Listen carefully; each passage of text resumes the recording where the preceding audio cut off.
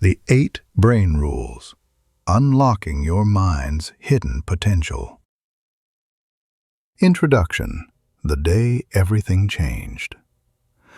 Picture this.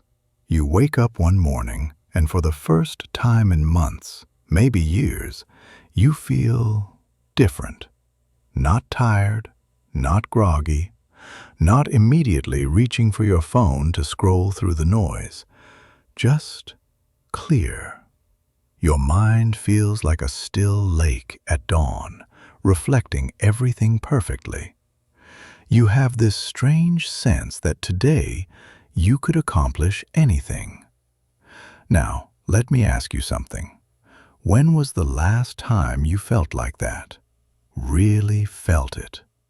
For most of us, that morning never comes. Instead, we wake up already exhausted, our minds cluttered with yesterday's stress and tomorrow's worries.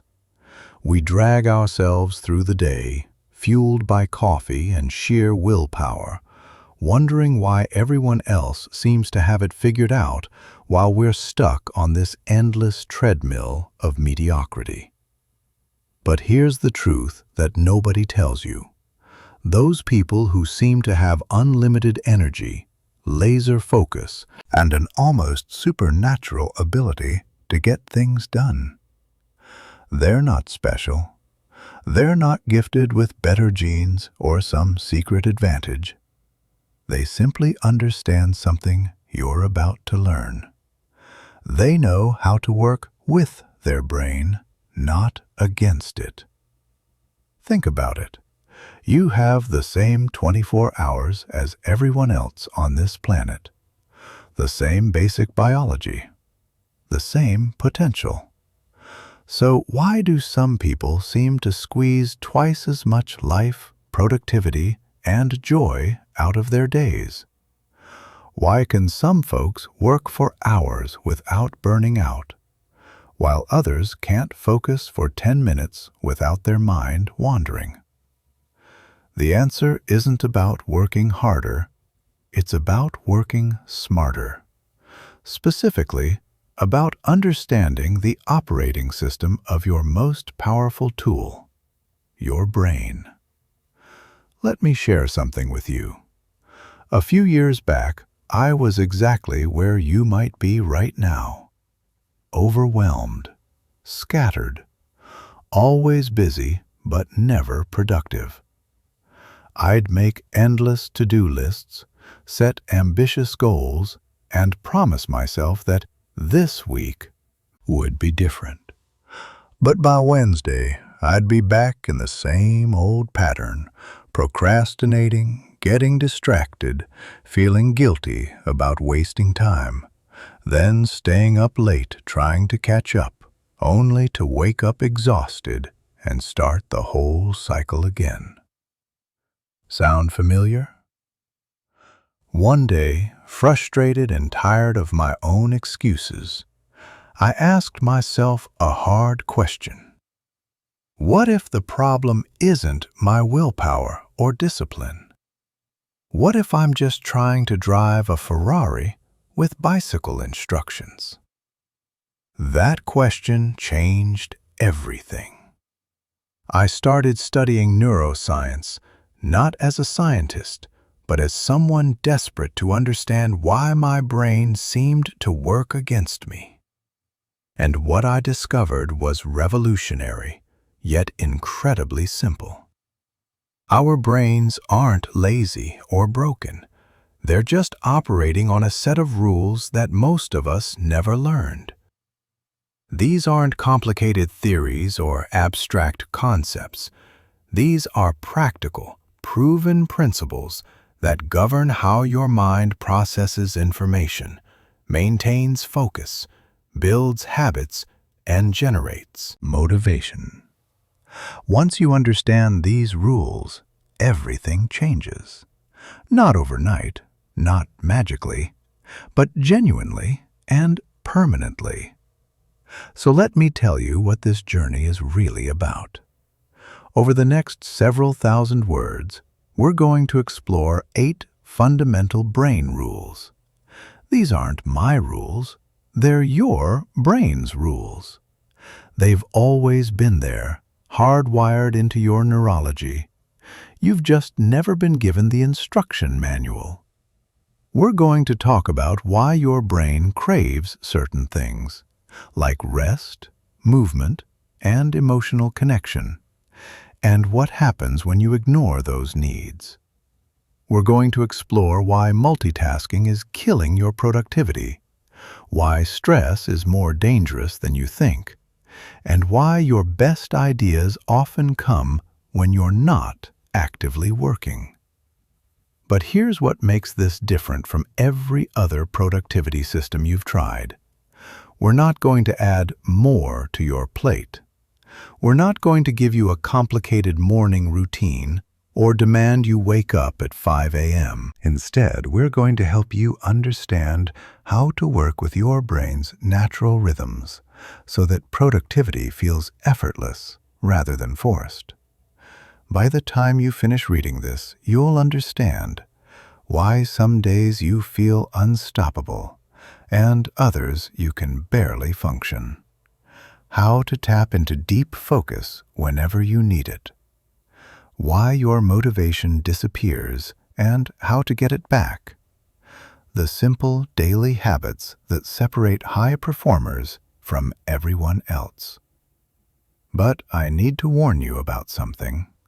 Once you understand these rules, you can't unknow them. You'll start noticing patterns everywhere, in your own behavior, in the people around you, in why certain days flow beautifully and others crash and burn. You'll see with crystal clarity exactly what's been holding you back. And that awareness comes with responsibility, because once you know better, you can't pretend you don't. You'll have to decide, am I going to keep living the same way, or am I ready to play by different rules? The choice, as always, is yours. But if you're still reading, I think I know your answer. You're tired of mediocrity. You're done making excuses. You're ready to unlock the version of yourself that you've always known was possible, but could never quite access. So let's begin, not with motivation or inspiration, but with something far more powerful: understanding. Your brain has been trying to tell you something. It's time we finally listened. Rule 1. Sleep, the brain's reset button. Let me take you back to a specific morning. Maybe it was last week. Maybe it's this morning. You wake up, and before your eyes are even fully open, you already feel it. That heavy, foggy sensation in your head, like someone wrapped your brain in cotton wool. You lie there for a moment, knowing you should get up, but your body feels like it's filled with sand. Finally, you drag yourself out of bed. Your first thought? I need coffee, immediately. You stumble through your morning routine on autopilot, and as you sit down to work, you notice something. Nothing makes sense. You read the same sentence 3 times and still don't absorb it. Simple decisions feel overwhelming. Your mood is somewhere between irritable and numb, and it's only 9 a.m. Now contrast that with a different kind of morning, one where you wake up naturally before your alarm. Your eyes open and you feel good. Not just okay, but genuinely energized. Your mind is clear. Ideas flow easily.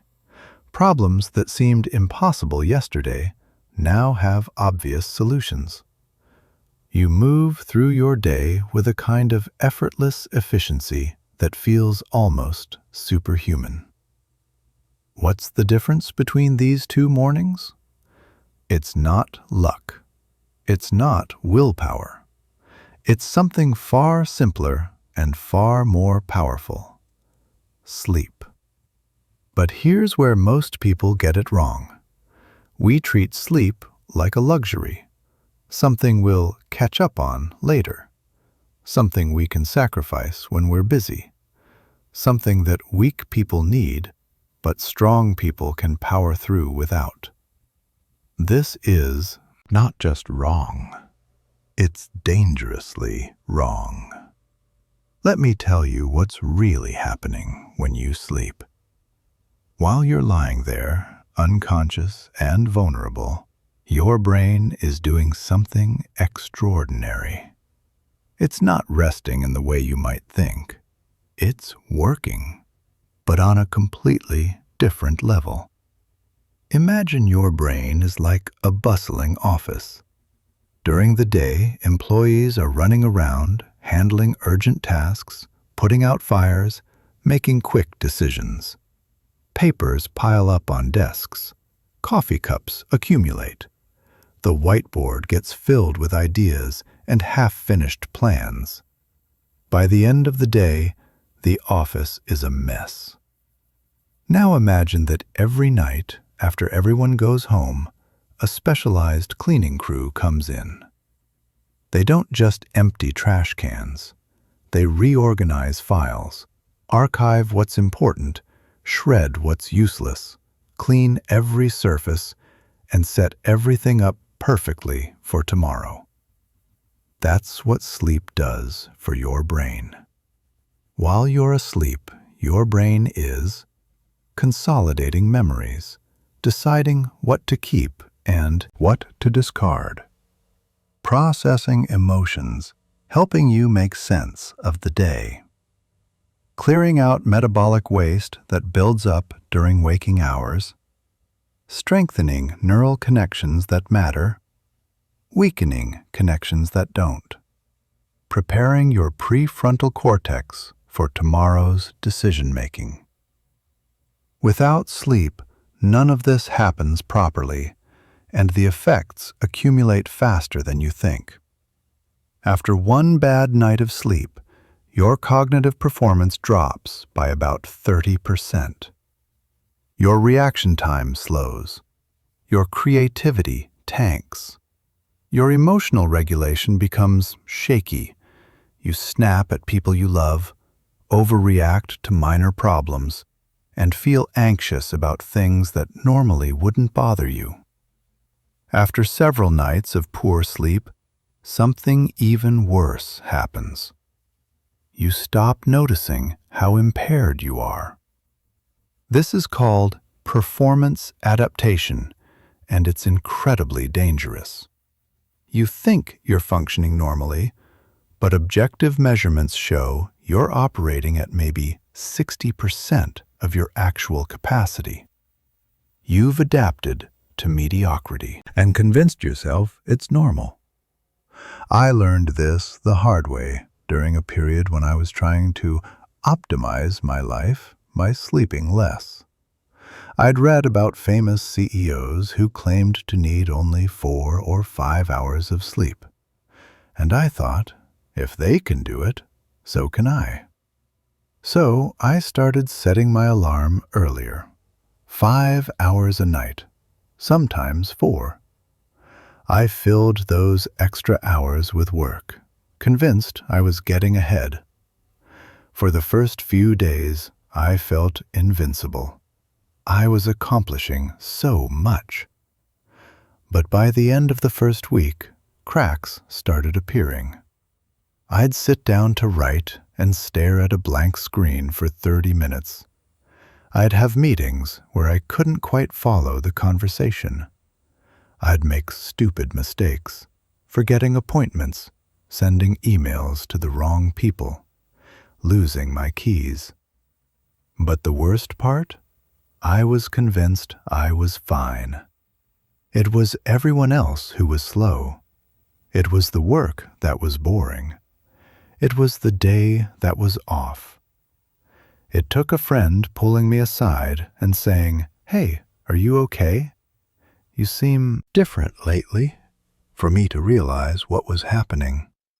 I was running on fumes, and I'd been doing it for so long that I'd forgotten what normal felt like.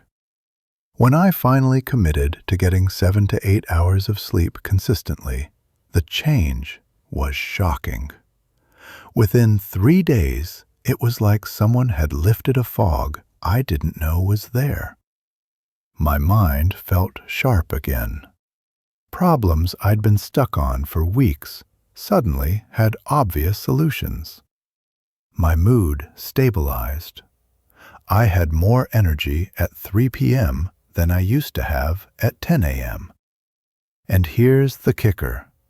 I wasn't accomplishing less by sleeping more. I was accomplishing more because the hours I was awake were actually productive instead of just busy. But knowing you need sleep and actually prioritizing it are two different things. Because in our culture, sleep is often seen as the enemy of success. We glorify the grind, celebrate the all-nighter, and wear exhaustion like a badge of honor. Let me be clear. This is not strength. This is self-sabotage.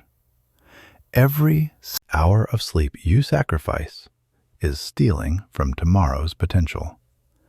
You might gain 60 minutes tonight, but you'll lose 3 times that in reduced effectiveness tomorrow. It's a terrible trade. So how do you actually fix this? How do you reclaim the power of proper sleep? It starts with changing how you think about sleep. Stop seeing it as time wasted and start seeing it as the foundation of everything else you want to accomplish. Your ability to focus, to create, to solve problems, to maintain relationships, to regulate your emotions, all of it depends on sleep. Here's what works. First, make sleep non-negotiable. Just like you wouldn't skip brushing your teeth or eating, don't skip sleep. Set a bedtime and honor it the way you would an important meeting, because it is an important meeting with your own potential. Second, create a wind-down routine. Your brain needs time to transition from go mode to sleep mode. An hour before bed, start dimming lights, putting away screens, and doing something calming.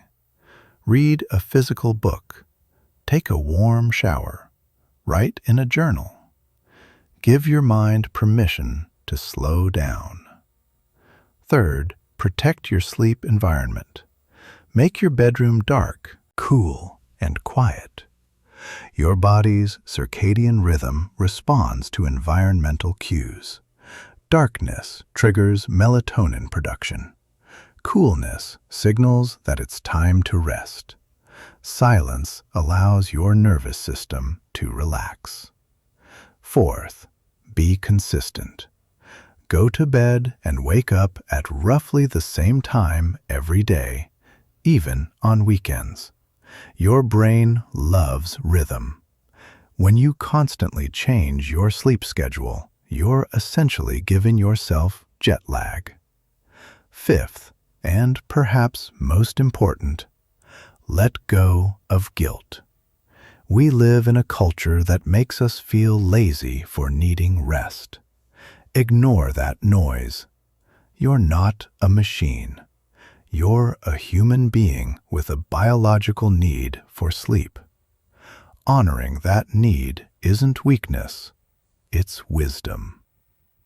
I want you to try something.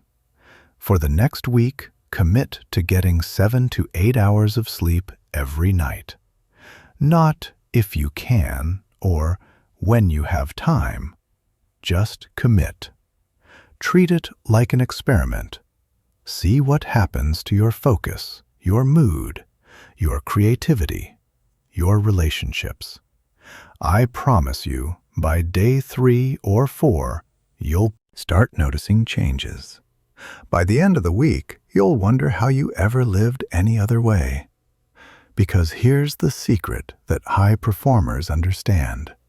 The quality of your day is determined by the quality of your night. You can't think clearly with a tired brain. You can't create powerfully with depleted energy. You can't show up fully in your relationships when you're running on empty. Sleep isn't the thing you do when you're done with important work. Sleep is the important work. It's the reset button that allows everything else to function. So tonight, when you're tempted to stay up just one more hour to finish that project, or scroll through your phone or watch another episode, ask yourself, is this worth sacrificing tomorrow's potential? Because every time you choose less sleep, you're not just tired the next day. You're choosing to show up as a lesser version of yourself.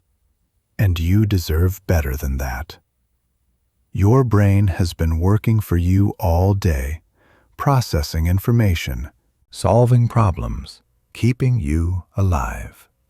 The least you can do is give it the reset it needs. Close your eyes.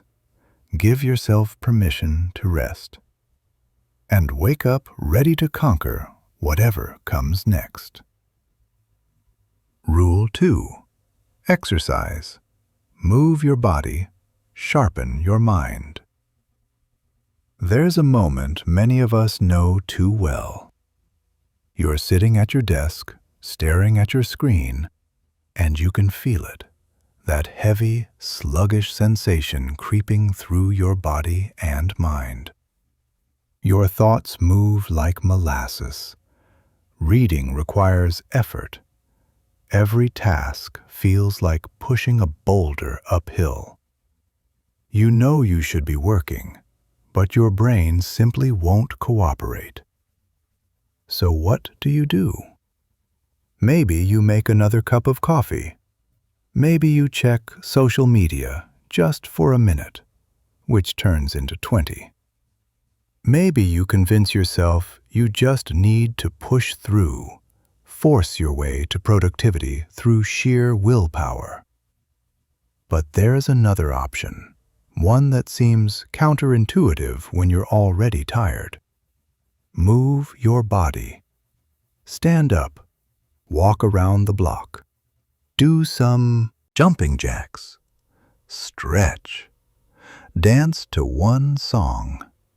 Anything that gets your heart rate up, even slightly. And here's what happens almost immediately. That fog in your head starts to clear. Your thoughts sharpen. Colors seem brighter. Problems that felt overwhelming suddenly have obvious solutions. You return to your desk feeling like a different person. This isn't magic. This is your brain on movement. Let me explain what's really happening. When you exercise, even moderately, your heart pumps more blood. That blood carries oxygen and nutrients to your brain. Within minutes, your brain cells are literally getting better fuel. But it goes much deeper than that.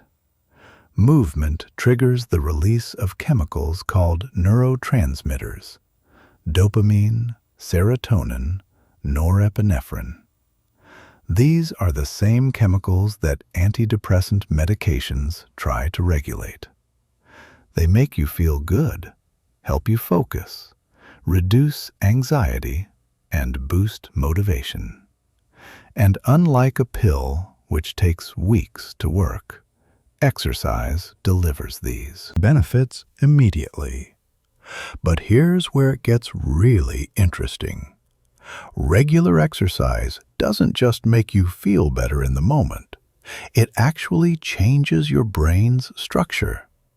Studies using brain imaging have shown that people who exercise regularly have more gray matter in their prefrontal cortex, the part responsible for planning, decision-making, and self-control, and hippocampus, the memory center. They literally have bigger, stronger brains in the areas that matter most for productivity and performance. Exercise also stimulates the production of something called brain-derived neurotrophic factor, or BDNF. Think of BDNF as fertilizer for your brain cells. It helps neurons grow, connect, and communicate more efficiently. It's like upgrading your brain's processing power. And yet, despite knowing all this, most of us still treat exercise as something we should do for our bodies, not something essential for our minds. I used to be one of those people. I'd tell myself I was too busy to exercise. I had too much work, too many deadlines. Exercise was something I'd get to later, when things calmed down. The irony is that things never calmed down. There was always another deadline, another project, another reason to skip the gym. What I didn't realize was that by skipping exercise to save time, I was actually making myself less productive. Those hours I spent sitting at my desk, struggling to focus, could have been cut in half if I'd just taken 20 minutes to move my body first. The breakthrough came during a particularly stressful project. I was working 12-hour days, barely leaving my desk, convinced that every minute away from work was a minute wasted. But by day 3, I was barely functioning. My thinking was muddy. My creativity was gone. I was just going through the motions, producing mediocre work despite all those hours. Out of sheer desperation, or maybe temporary insanity, I left my apartment and went for a run. Not a long one, just 20 minutes, around the neighborhood. And something shifted. As my feet hit the pavement and my breathing deepened, it was like someone turned on a light in my brain. Ideas that had been stuck suddenly flowed. Solutions to problems I'd been wrestling with for days appeared, fully formed.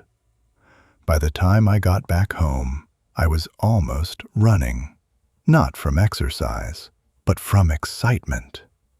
I sat down at my computer and in the next 90 minutes accomplished more than I had in the previous 3 days combined. That was my wake-up call. Exercise wasn't taking time away from my work. It was making my work possible. Since then, I've made movement non-negotiable. Not because I'm trying to look a certain way or hit fitness goals, but because I know my brain needs it to function. And here's what I've learned. It doesn't have to be intense. You don't need to run marathons or lift heavy weights, though you can if you want to. You just need to move regularly. A brisk 20-minute walk does wonders.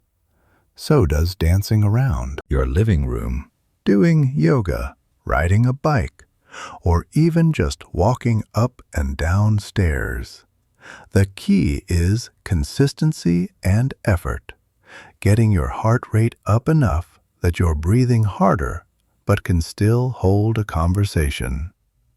The science shows that even light exercise, done regularly, provides significant cognitive benefits, and the effects accumulate. The more consistently you move, the better your brain performs. But there's another level to this that goes beyond just the physical benefits. Movement is also a powerful tool for processing emotions and managing stress. Have you ever noticed that when you're angry or anxious, sitting still makes it worse? Your body is full of stress hormones, cortisol, adrenaline, preparing you for action. But if you just sit there, those chemicals have nowhere to go. They circulate in your system, keeping you on edge. When you move, you give those emotions somewhere to go. You metabolize the stress. By the time you're done, you're not just physically tired, you're emotionally clearer. I've solved more problems on walks than I ever have sitting at a desk. There's something about the rhythm of movement that allows your subconscious mind to work. Ideas connect, patterns emerge, solutions appear. Some of history's greatest thinkers understood this. Charles Darwin had a thinking path that he walked multiple times a day. Steve Jobs was famous for his walking meetings. Nietzsche wrote, "All truly great thoughts are conceived by walking." They weren't walking to exercise, they were walking to think. So here's my challenge to you. For the next week, commit to moving your body every single day. It doesn't have to be for long, even 15 minutes counts. But make it happen. Notice how you feel afterward. Notice how your thinking changes. Notice how problems that seemed impossible suddenly have solutions. And if you catch yourself thinking, "I don't have time to exercise," recognize that thought for what it is: the voice of a tired brain trying to stay stuck. Because the truth is, you don't have time not to exercise. Every hour you spend moving is an investment that pays dividends in sharper thinking, better focus, more creativity, and increased energy. Your body isn't just a vehicle for your brain. Your body and brain are one integrated system. When your body is stagnant, your mind becomes stagnant. When your body moves, your mind awakens. So stand up right now. Take a deep breath. Move. Your brain is waiting. Rule 3. Focus, one task at a time. Let me paint you a picture of what your typical workday might look like. Tell me if this sounds familiar. You sit down at your computer with the best intentions. You're going to tackle that important project today. You open the document, read the first paragraph, and then, ping, a notification pops up. Just a quick message. You'll respond real fast. While typing your response, you remember you need to check something. You open a new tab, then another. Now you have 17 tabs open, and you're not quite sure which one you were looking at first. Your phone buzzes. Just a glance, you tell yourself. But that glance turns into scrolling through social media, which reminds you of something else you meant to look up, which leads you down a rabbit hole of articles and videos. 30 minutes later, you blink and realize you've accomplished exactly nothing on your original task. You feel busy, even frazzled, but you've produced zero actual work. Frustrated, you promise yourself, "Okay, now I'm going to focus." You return to your document. You manage 3 solid minutes of concentration before your mind wanders to something else you forgot to do. Or maybe you're thirsty. Or maybe you should check your email just in case something urgent came in.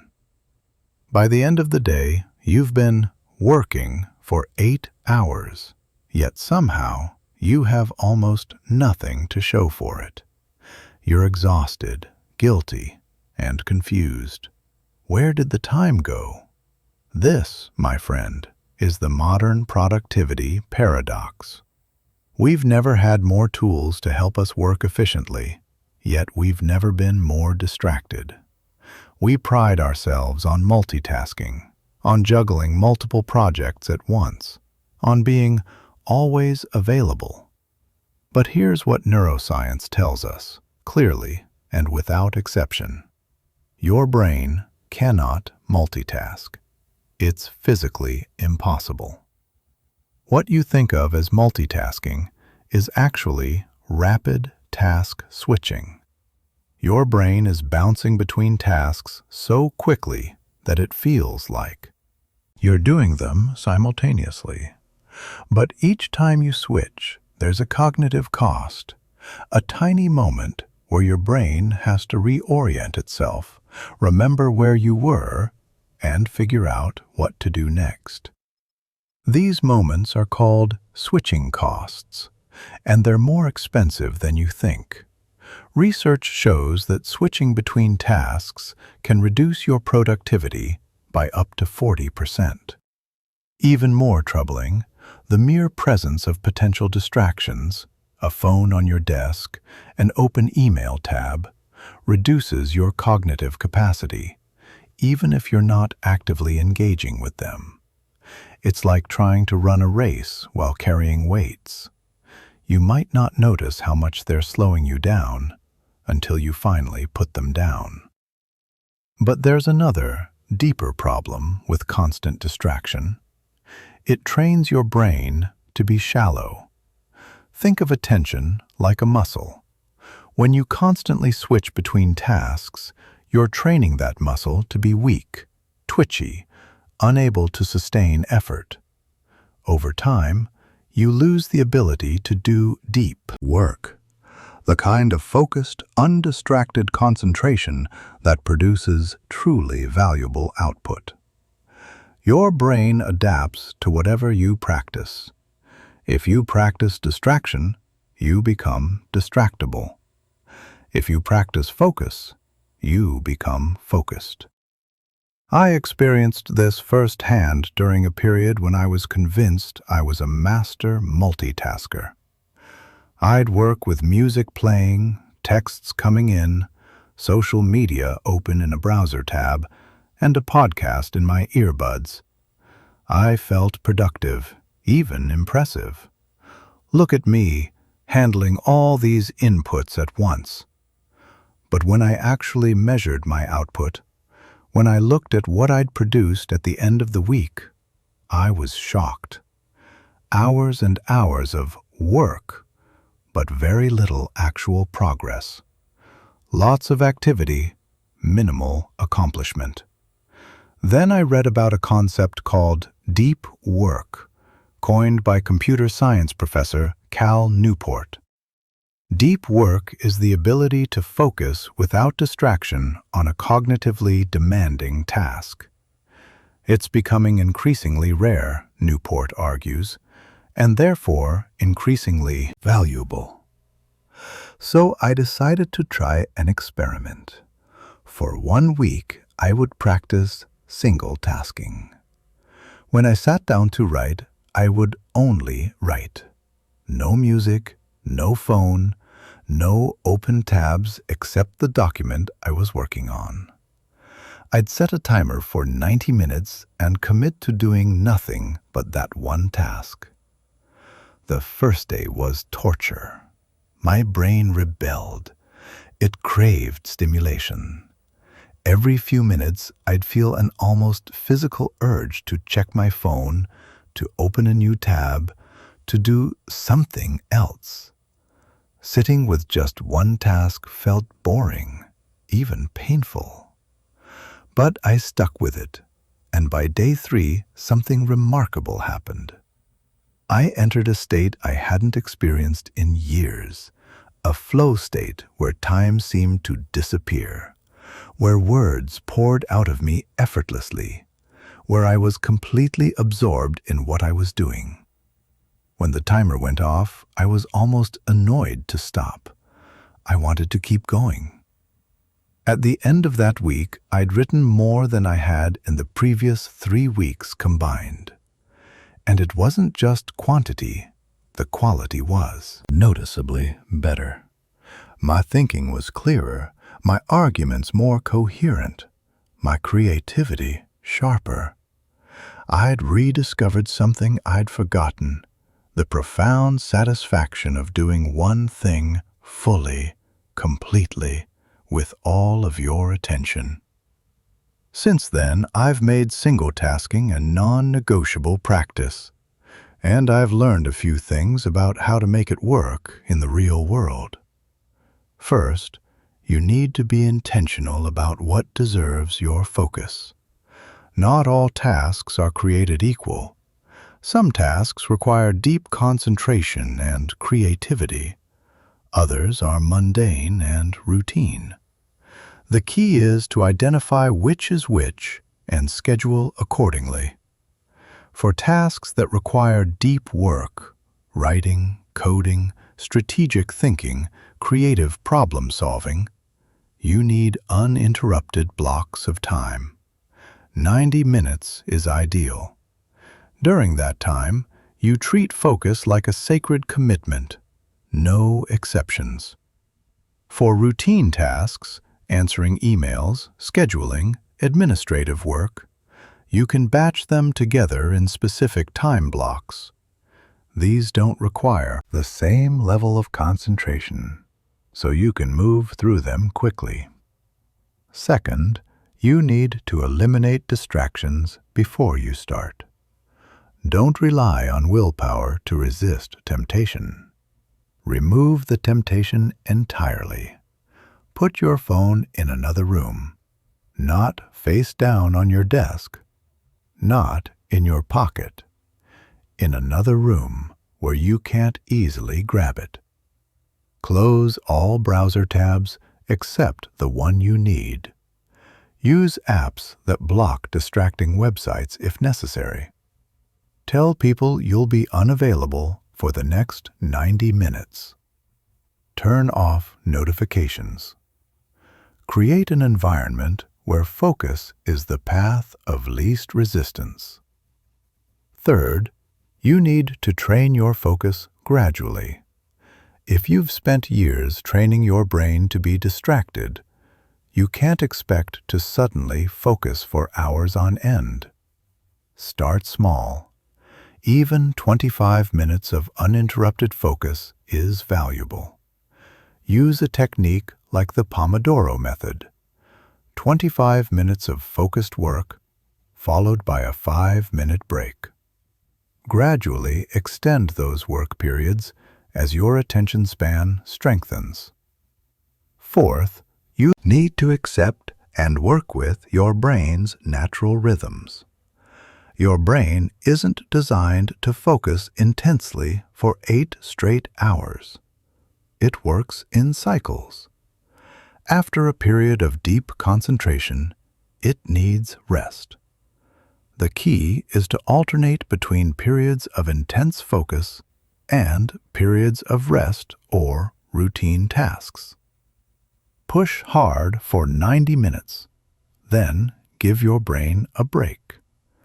Go for a walk. Chat with a colleague. Do something mindless.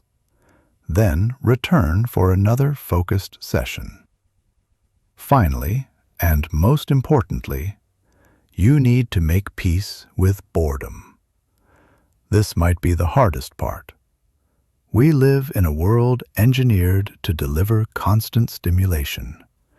Every app, every platform, every device is designed to capture and hold your attention.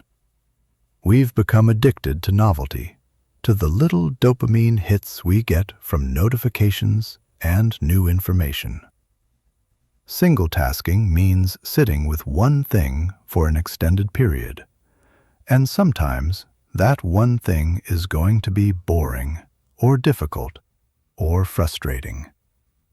your brain will scream for something else, anything else. But here's the secret. That discomfort is where the growth happens. Every time you resist the urge to switch tasks, every time you bring your attention back to the work in front of you, you're strengthening your focus muscle.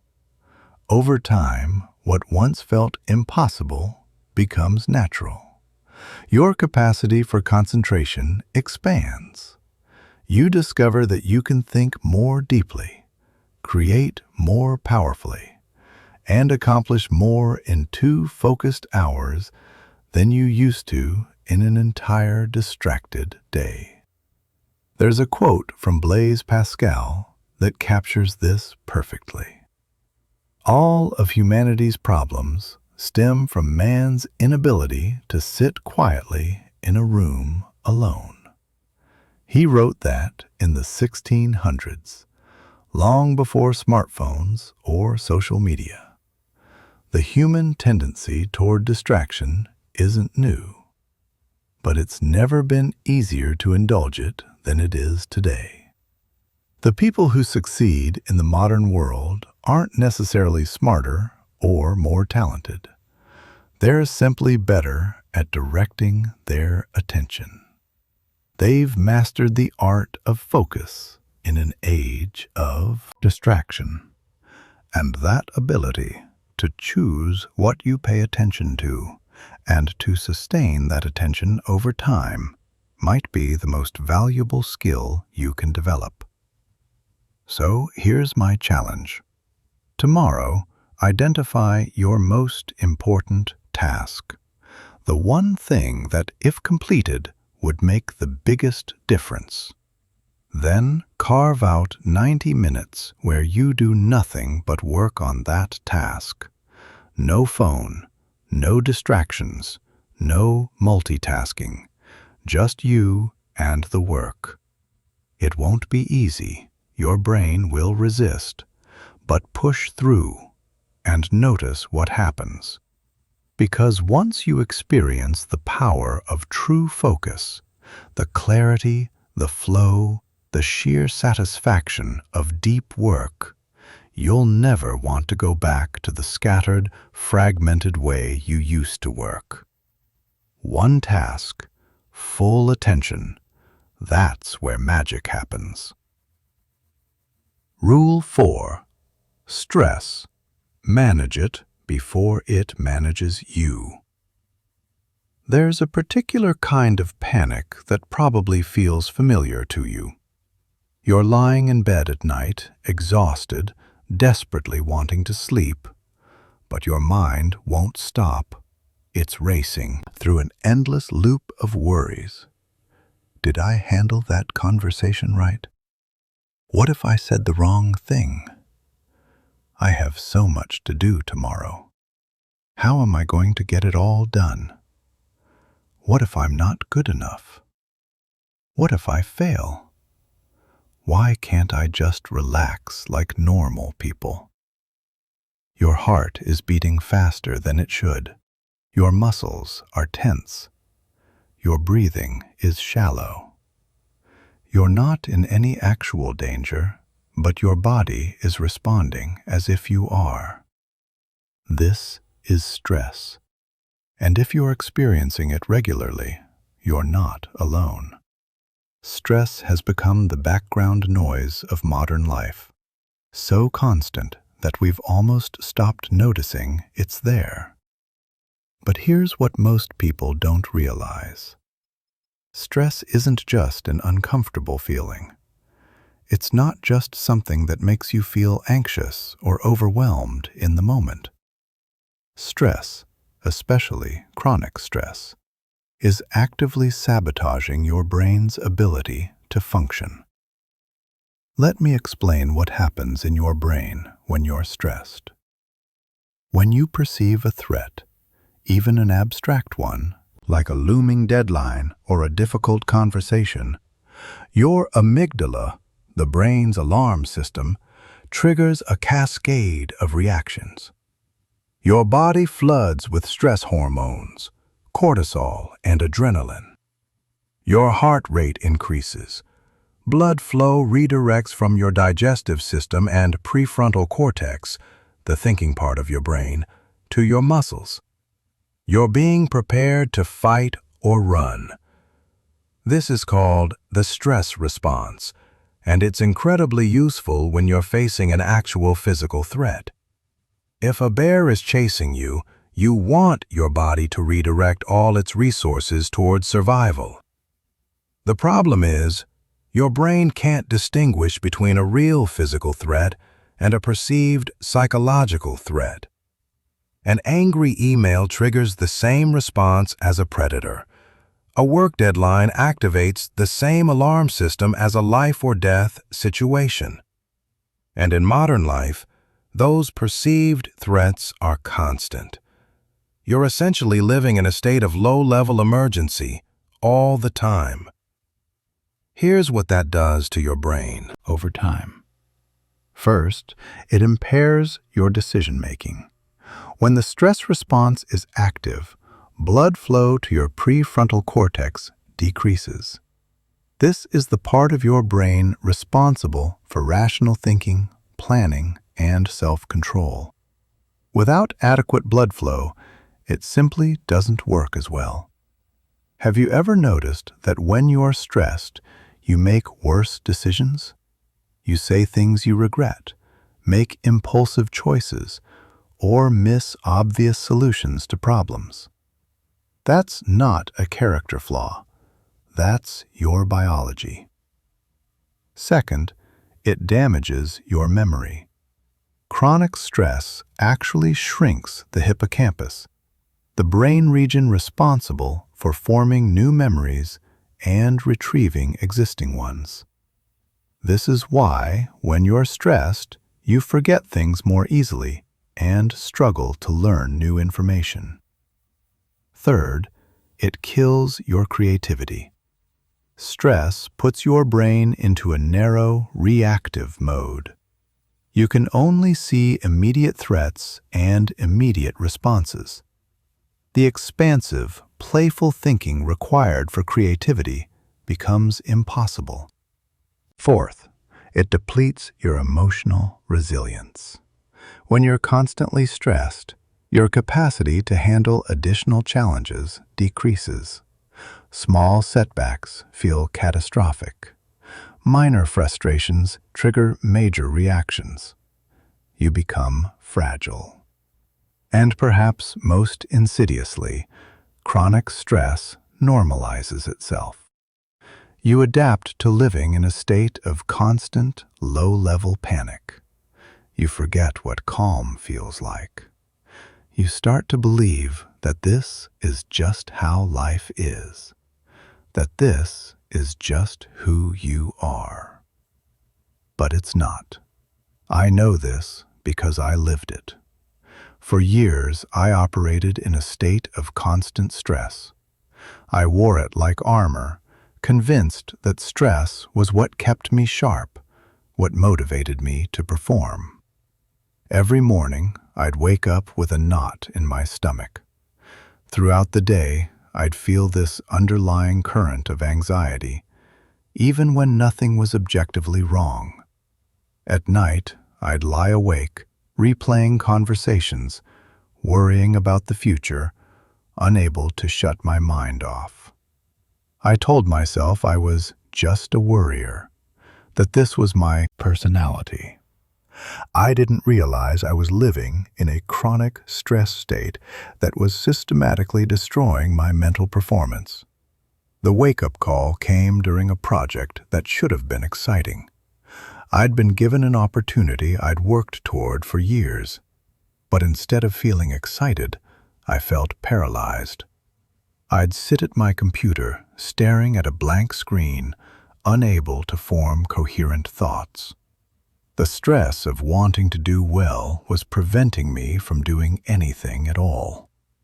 Finally, a friend who'd noticed my deteriorating state said something that changed everything. Stress isn't something happening to you, it's something happening in you.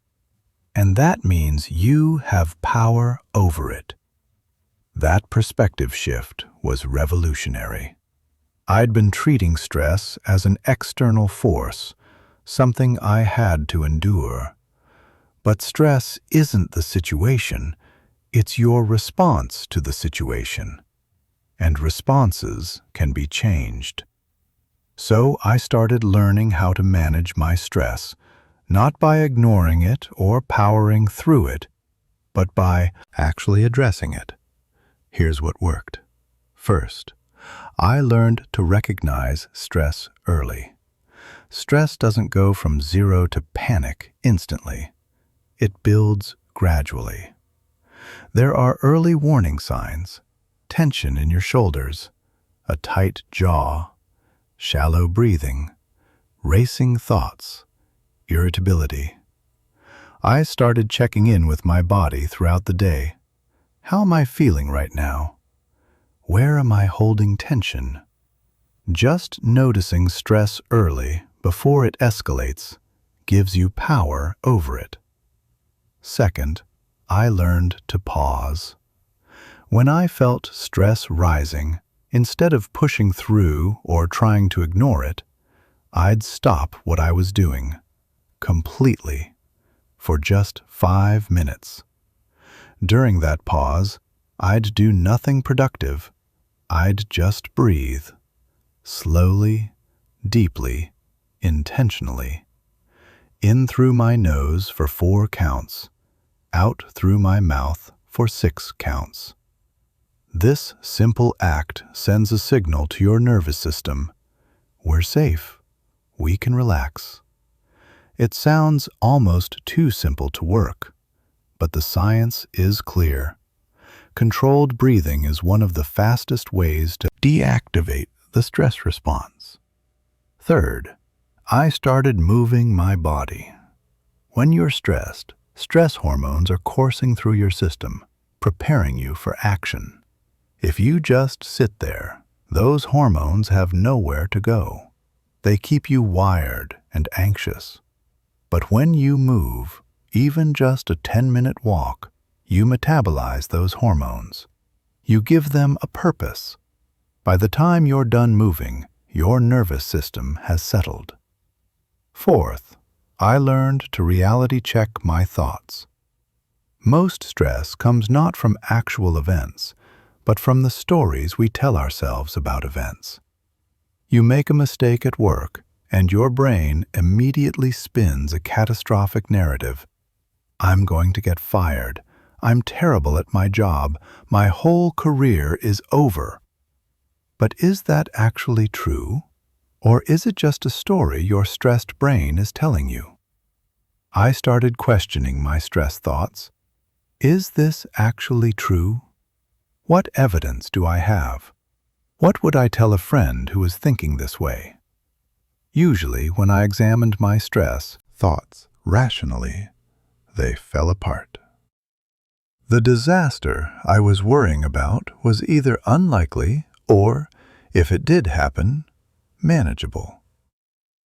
Fifth, and perhaps most importantly, I learned to lower my expectations of myself. This was the hardest one for me. I'd been operating under the belief that I should be able to handle everything perfectly, all the time.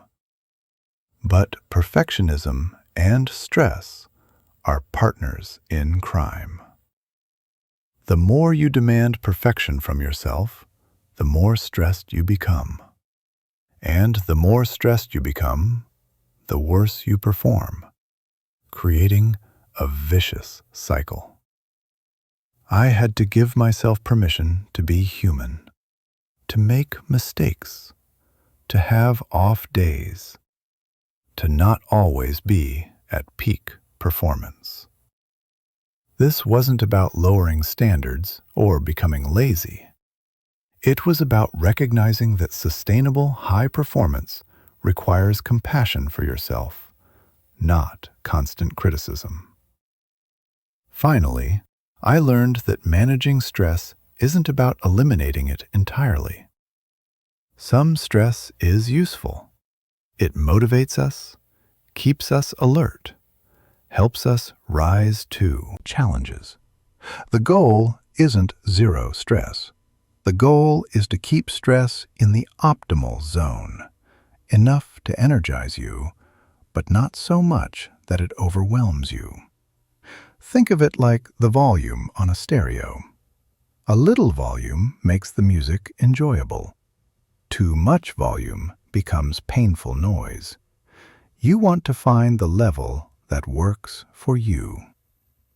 After implementing these practices consistently, the change was profound. I didn't suddenly become stress-free. Life still had challenges, but I stopped living in a constant state of emergency. My baseline shifted.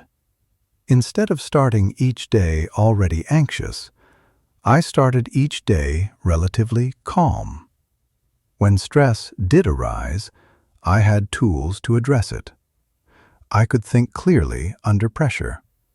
I could enjoy good moments without waiting for the other shoe to drop. And my productivity soared. Not because I was working harder, but because I was working from a place of clarity rather than panic. Here's what I want you to understand. Stress is not your enemy. It's a signal. When managed properly, it can enhance your performance. But when ignored or suppressed, it becomes toxic. Your brain is trying to tell you something when you feel stressed. Maybe you're taking on too much. Maybe you need rest. Maybe you need to address a situation you've been avoiding. Maybe you just need to breathe. Listen to that signal. Honor it. Work with it, not against it. Because you can push through stress for days, weeks, even months. But eventually, stress wins. It always does. And the cost of pushing too hard for too long isn't just productivity. It's your health, your relationships, your joy. So make a commitment right now. The next time you feel stress rising, don't ignore it. Don't power through it. Don't tell yourself to just toughen up. Stop. Breathe. Move. Reality check your thoughts. Give yourself some grace. Your brain is doing its best to protect you. The least you can do is help it out. Stress doesn't have to manage you. You can manage it, but only if you stop treating it like weakness and start treating it like information. What is your stress trying to tell you today? Rule 5. Repetition. Repeat to remember. Have you ever had this experience? You read an incredible book that completely changes how you think about something. You highlight passages, take notes, feel genuinely inspired. You tell yourself, this is it. This is the insight that's going to transform everything. Then, a month later, someone asks you about that book, and you struggle to remember even the basic concepts.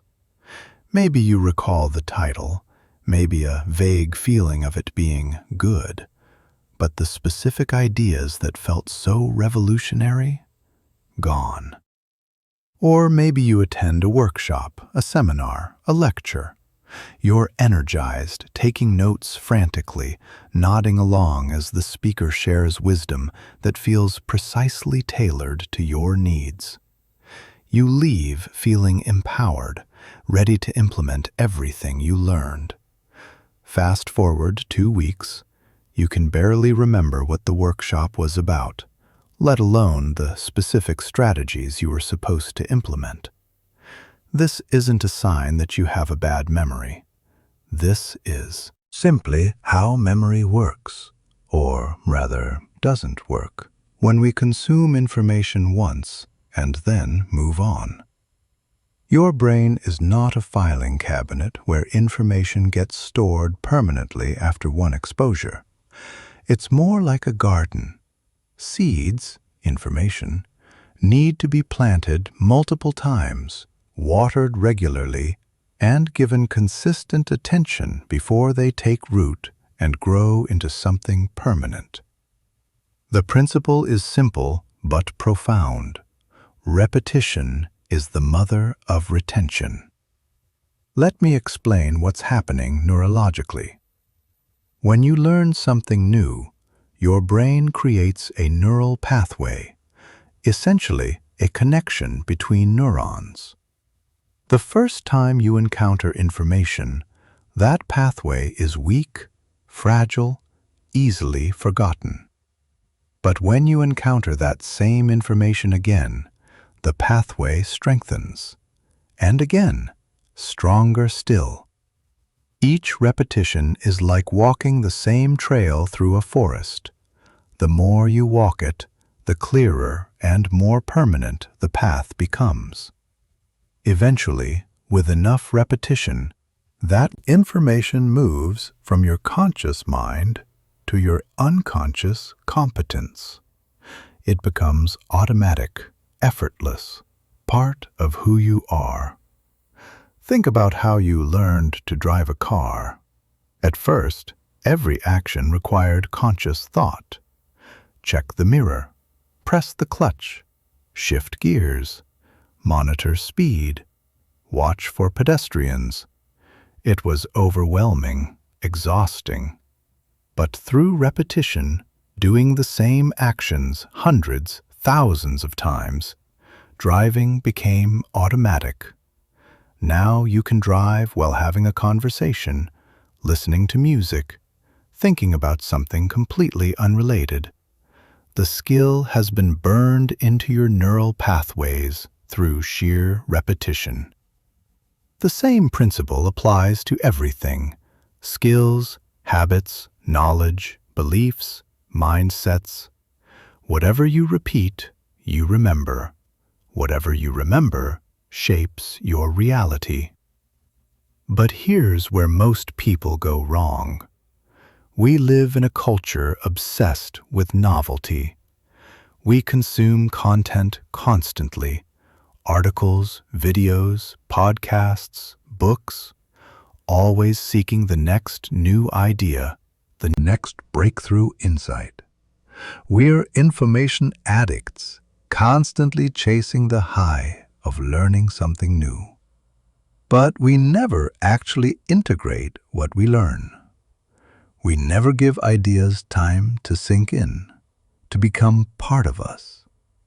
It's like planting seeds and then immediately digging them up to plant different seeds. Nothing ever takes root. I fell into this trap for years. I was a voracious consumer of information. I'd read dozens of books a year, listen to podcasts daily, watch educational videos constantly. I felt productive, like I was working on myself. But when I actually examined my life, I wasn't implementing anything I was learning. I was just accumulating information, letting it wash over me and then disappear. The turning point came when I read a quote that stopped me in my tracks. You don't need more information. You need to integrate the information you already have. That hit hard because it was true. I already knew what I needed to do to improve my life. I'd read about it, heard about it, learned about it multiple times, but I hadn't actually absorbed it deeply enough to act on it consistently. So I changed my approach. Instead of constantly seeking new information, I started focusing on repetition and integration. I'd take one powerful idea, just one, and I'd engage with it every single day for a week, sometimes longer. I'd read about it in the morning. I'd think about it during the day. I'd journal about it in the evening. I'd discuss it with friends. I'd look for examples of it in my life. By the end of that week, the idea wasn't just something I'd learned, it was something I lived.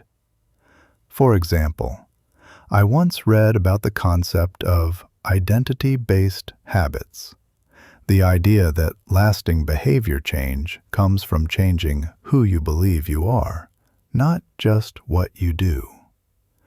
Instead of reading about it once and moving on, I spent 2 weeks diving deep into that single concept. I read different articles about it.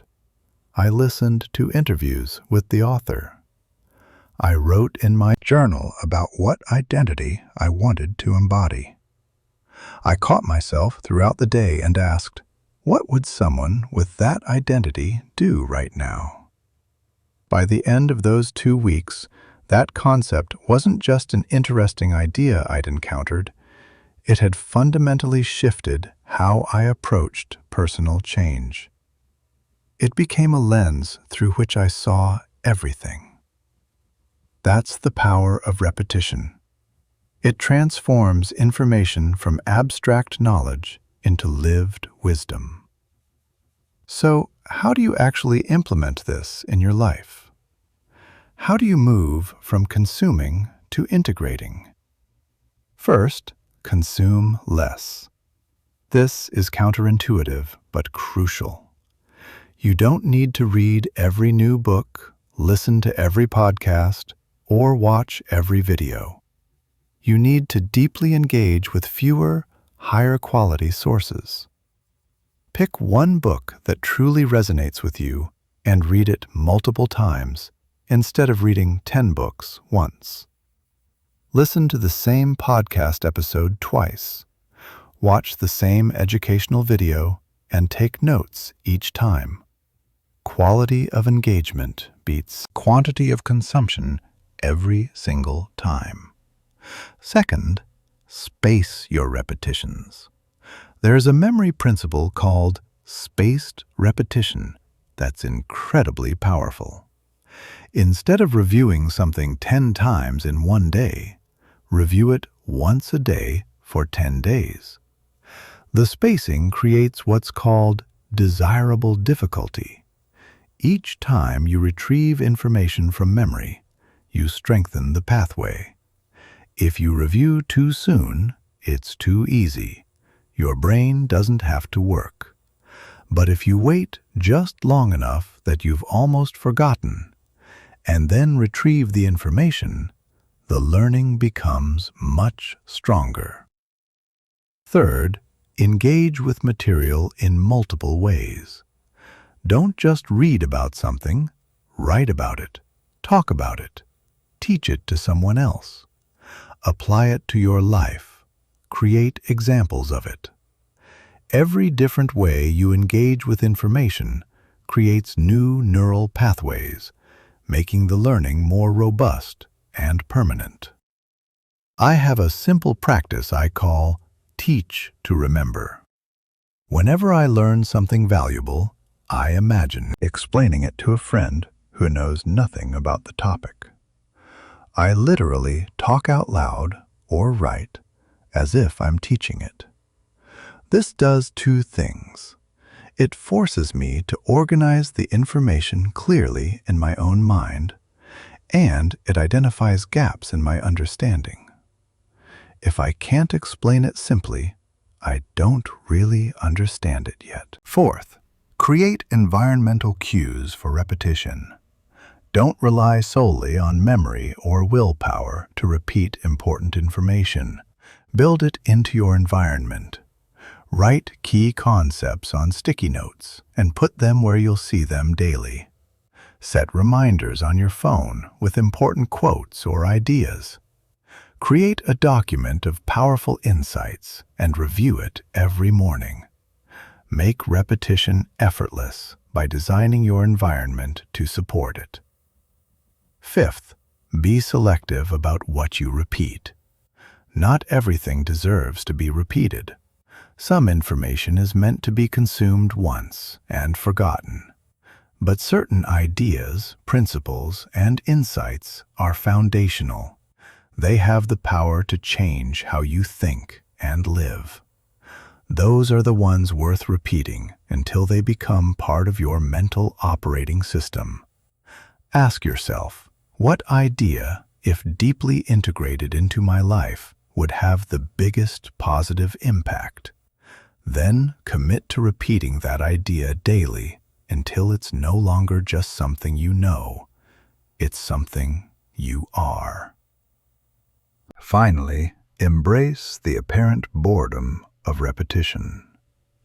Our culture conditions us to crave novelty constantly. The same information feels boring. We want something new, something exciting. But transformation doesn't come from novelty.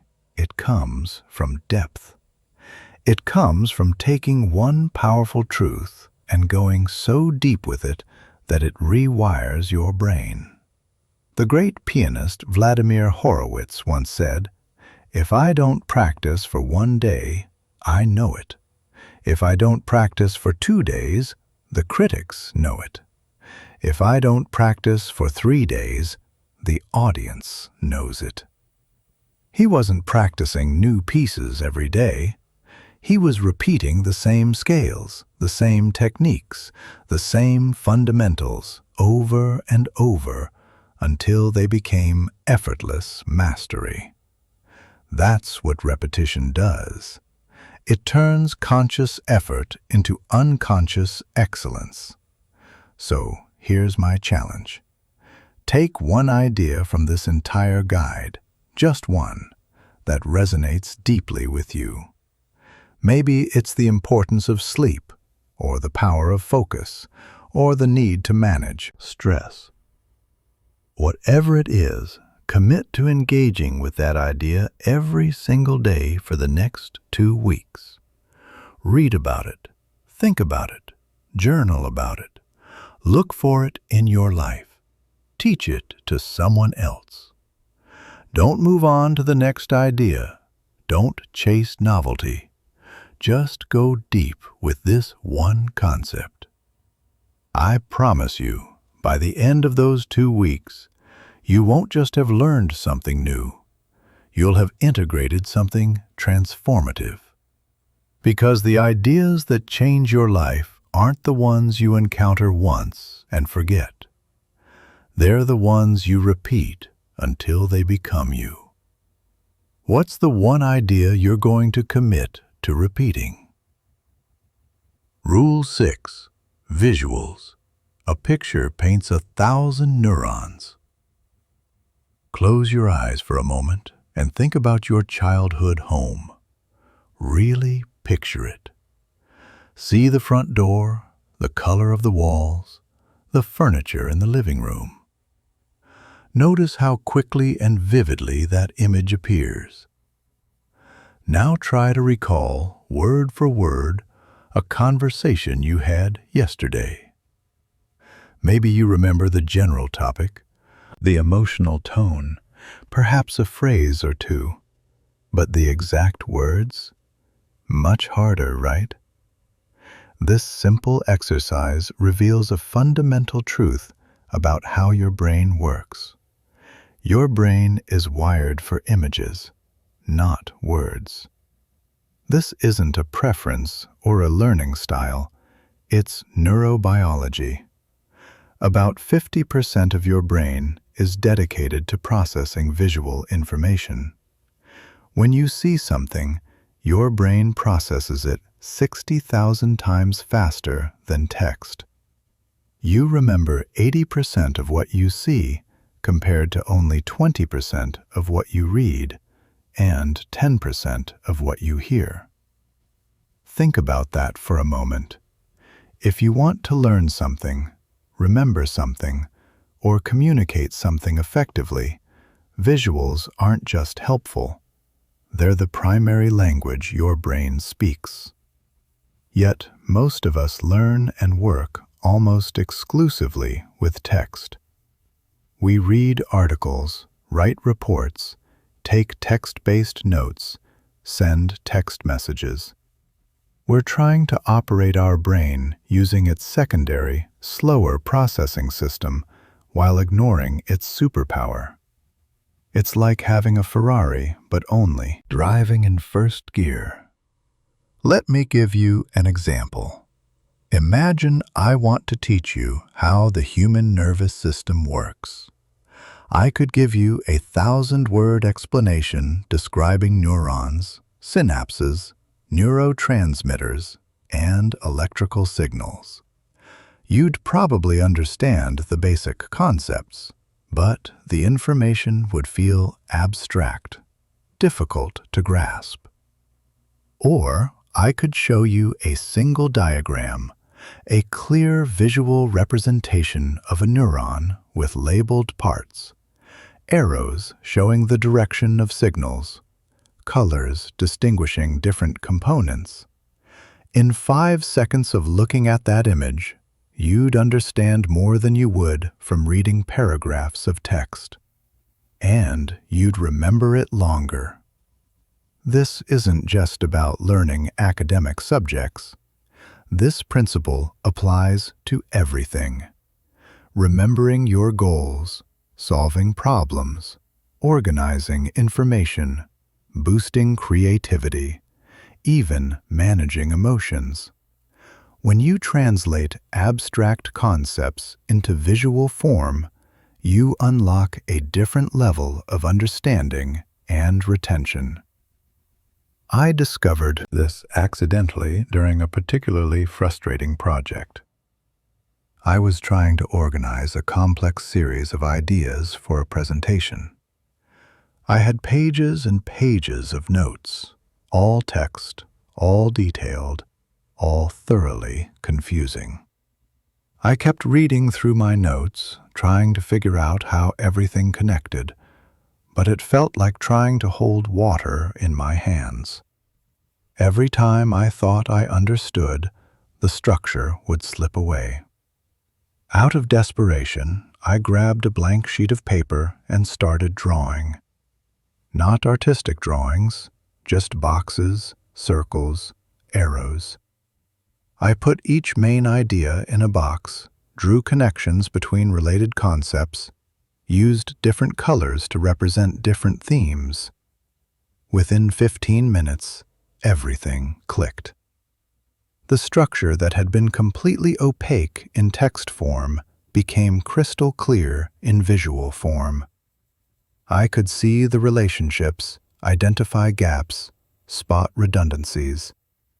My entire understanding shifted. That presentation ended up being one of the best I'd ever done.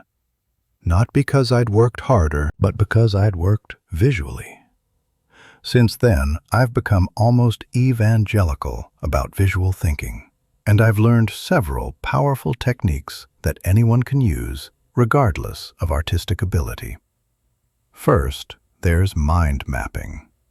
Instead of taking linear notes, which is how most of us were taught, you start with a central concept in the middle of a page and branch outward with related ideas. Each branch can have sub-branches, creating a tree-like structure that mirrors how your brain actually associates information. You use colors, images, and spatial relationships to encode meaning. The result is a single-page overview that captures complex information in a way your brain can process holistically. One glance, and you see the entire structure. Compare that to text notes, where you have to read sequentially to understand the whole. Second, there's visual metaphor. Abstract concepts become concrete when you represent them visually. Stress can be visualized as a pressure gauge. Focus can be a spotlight. Time management can be a set of containers with different sizes. Emotional states can be weather patterns. When you create these visual metaphors, abstract ideas become tangible, easier to understand and remember. Third, there's the power of color coding. Your brain processes color before it processes text. By using color strategically, you can dramatically improve how you organize and recall information. In my notes, different colors represent different types of information. Blue for concepts, green for actions, red for warnings or important points, yellow for examples. At a glance, I can navigate complex information without having to read everything. Fourth, there's sketching for problem solving. When you're stuck on a problem, try drawing it instead of thinking about it in words. Draw the current situation, the desired outcome, the obstacles in between. Use simple shapes and stick figures. This isn't about artistic skill. It's about externalizing your thinking onto paper where you can see it. Often, the act of sketching reveals solutions that purely verbal thinking would never uncover. Fifth, there's visual goal setting. Instead of writing your goals as a list of statements, create a visual representation, a vision board, an illustrated timeline, a pictorial representation of your future self. This isn't just motivational fluff. When you visualize your goals regularly, your brain starts to see them as real, as achievable, as something to move toward. The visual image bypasses your logical mind, which is full of doubts, and speaks directly to your unconscious motivators. I keep a simple visual timeline on my wall. It shows where I am now, where I want to be in a year, and the key milestones in between. Every morning, I see it. I don't have to think about my goals. They're visually present in my environment, constantly orienting my actions. Sixth, there's the practice of visual note-taking during learning. When you read a book or watch a video, instead of writing notes in sentences, create a visual summary.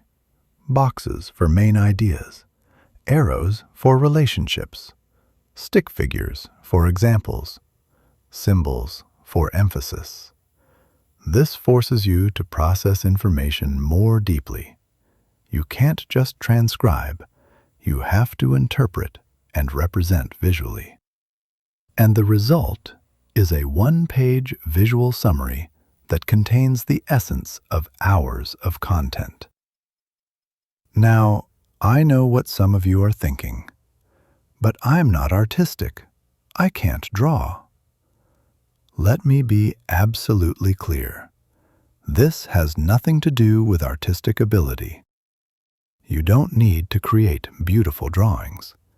You need simple shapes, circles, squares, arrows, stick figures. Kindergarten-level drawing is perfectly sufficient. The goal isn't aesthetic beauty. The goal is visual representation of information in a way that your brain can process efficiently. In fact, crude drawings are often better than polished ones because they're faster to create and easier to modify. You're not creating art. You're thinking visually. Here's what I want you to do. The next time you're trying to understand something complex, don't reach for a text document. Grab a blank piece of paper and start drawing. Put the main concept in the center. Branch out with related ideas. Use colors. Draw connections. Add little symbols or icons. Make it messy. Make it ugly. Just make it visual. You'll be amazed at how quickly things clarify. Or, the next time you're planning your week, don't just make a text list of tasks.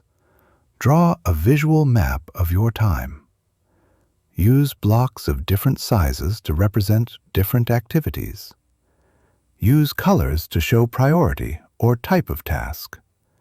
Your brain will process this information so much faster than a text list, and you'll be able to spot patterns, balance, and opportunities at a glance.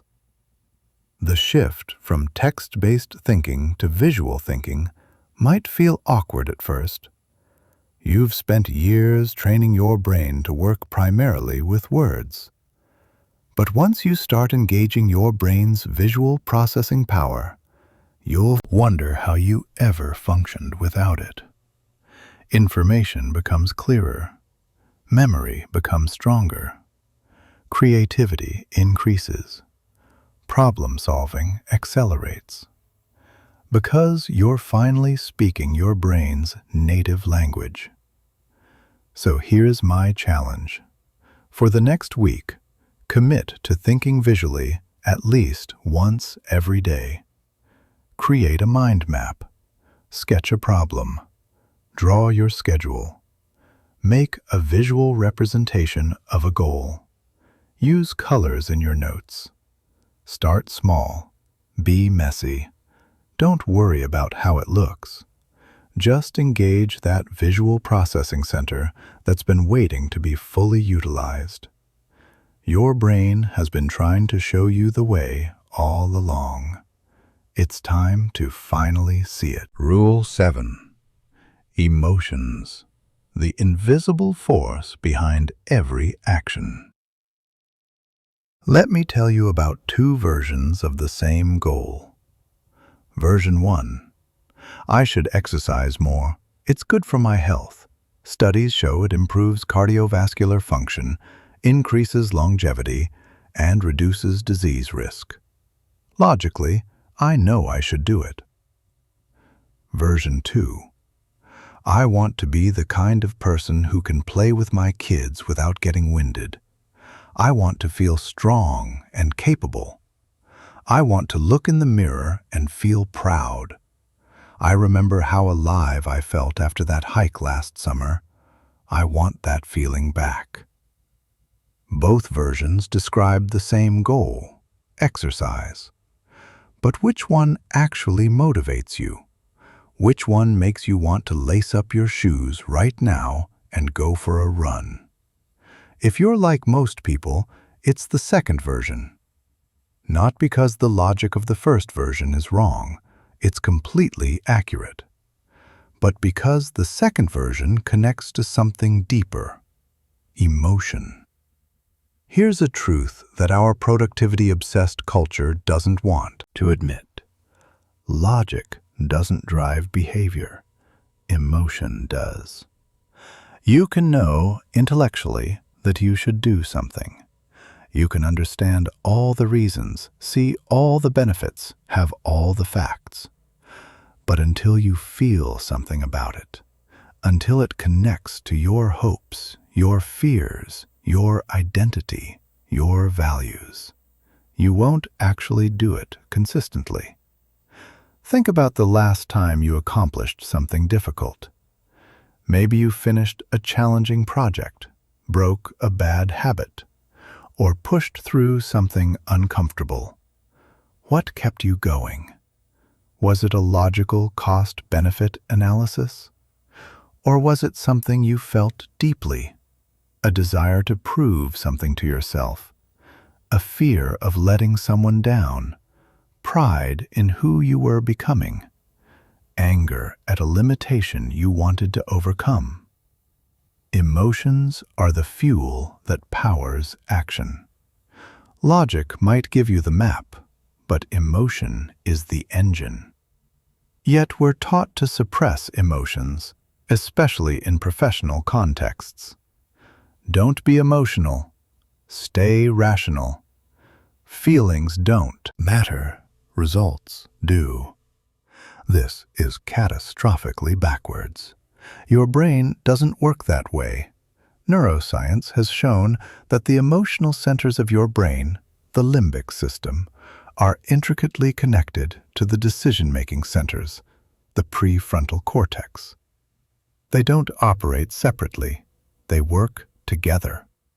In fact, People with damage to the emotional centers of their brain have a paradoxical problem. They can analyze decisions logically, but they can't actually make decisions. They get stuck in endless analysis because they have no emotional signal telling them what matters. Emotions aren't the enemy of good decisions. They're essential to making any decision at all. So why do we resist this? Why do we try to operate on pure logic and willpower, ignoring the emotional dimension? I think it's because emotions feel unpredictable, uncontrollable. Logic feels safe, reliable. But that safety is an illusion. When you ignore emotions, you're not avoiding their influence. You're just letting them operate unconsciously, which is far more dangerous. Let me share a personal example. For years, I had a goal to write consistently. I knew all the logical reasons why I should write. It would advance my career, help me clarify my thinking, potentially create income streams, build an audience. Every week, I'd set a goal. Write 3 times this week. And every week, I'd fail. I'd sit down to write, stare at a blank screen, feel paralyzed, and eventually give up. I'd beat myself up about it. I'm lazy. I lack discipline. I just need to try harder. But the real problem wasn't discipline. It was that I had connected writing to the wrong emotions. In my mind, writing was associated with judgment, perfectionism, and fear. Every time I sat down to write, I was unconsciously thinking, "This needs to be brilliant. People will judge this. What if it's not good enough?" Those emotions, fear and anxiety, were completely at odds with my logical goal. No amount of willpower could overcome that emotional block. Everything changed when I shifted the emotional association. Instead of, "I should write because it's good for my career," I connected it to different feelings: curiosity, exploration, service. I started thinking, writing helps me understand my own thoughts. It's fun to play with ideas. Maybe something I write will genuinely help someone. Those emotions, curiosity, playfulness, contribution, were energizing rather than paralyzing. Suddenly, writing wasn't a should, it was a want. And that made all the difference. This is the power of emotional awareness. When you understand what emotions are driving or blocking your behavior, you can intentionally shift them. So, how do you actually apply this? How do you harness emotion as a productivity tool rather than letting it sabotage you? First, identify the emotional why behind your goals. Don't just list what you want to accomplish. Dig deeper. Why does it matter to you? What will you feel when you achieve it? What are you afraid will happen if you don't? For every goal, there's a surface reason and a deeper emotional reason. The surface reason sounds good in conversation. The deeper reason actually drives behavior.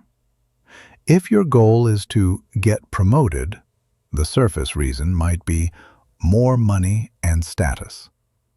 But the deeper emotional reason might be proving to myself that I'm capable, or making my parents proud, or feeling secure and valued. The deeper you go, the more powerful the motivation becomes. Second, create positive emotional associations with your important tasks. If you're procrastinating on something, it's not because you're lazy. It's because you've associated that task with negative emotions, boredom, stress, fear, inadequacy. You need to rewire those associations. Find something genuinely enjoyable about the task, even if it's small. Maybe it's the satisfaction of completion. Maybe it's the creative challenge.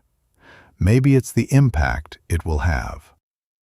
Before starting a task you're dreading, spend a few minutes visualizing how good you'll feel when it's done. Let yourself experience that positive emotion in advance. Your brain will start to associate the task with that feeling, making it easier to begin. Third, use emotion as a compass, not a dictator. Emotions provide valuable information, but they're not always accurate guides for action. If you feel anxious about giving a presentation, that emotion is giving you information. This matters to you. There's risk involved. You want to do well. That's useful. But the emotion isn't telling you to avoid the presentation. It's telling you to prepare, to care, to rise to the challenge.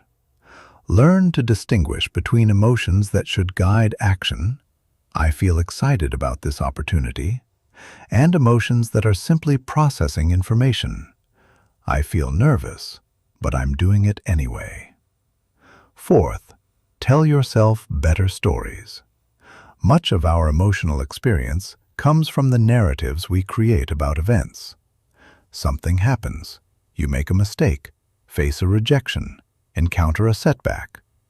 The event itself is neutral, but immediately your brain creates a story about what it means. I failed because I'm not smart enough. That's a story that generates shame and hopelessness. I failed because I tried something difficult, which means I'm growing. That's a story that generates resilience and motivation. Same event, completely different emotional experience based on the story you tell. You have more control over your emotions than you think, not by suppressing them, but by consciously choosing the stories you tell about your experiences. Fifth, leverage positive emotions deliberately. We often wait for motivation to strike, as if it's something that happens to us randomly.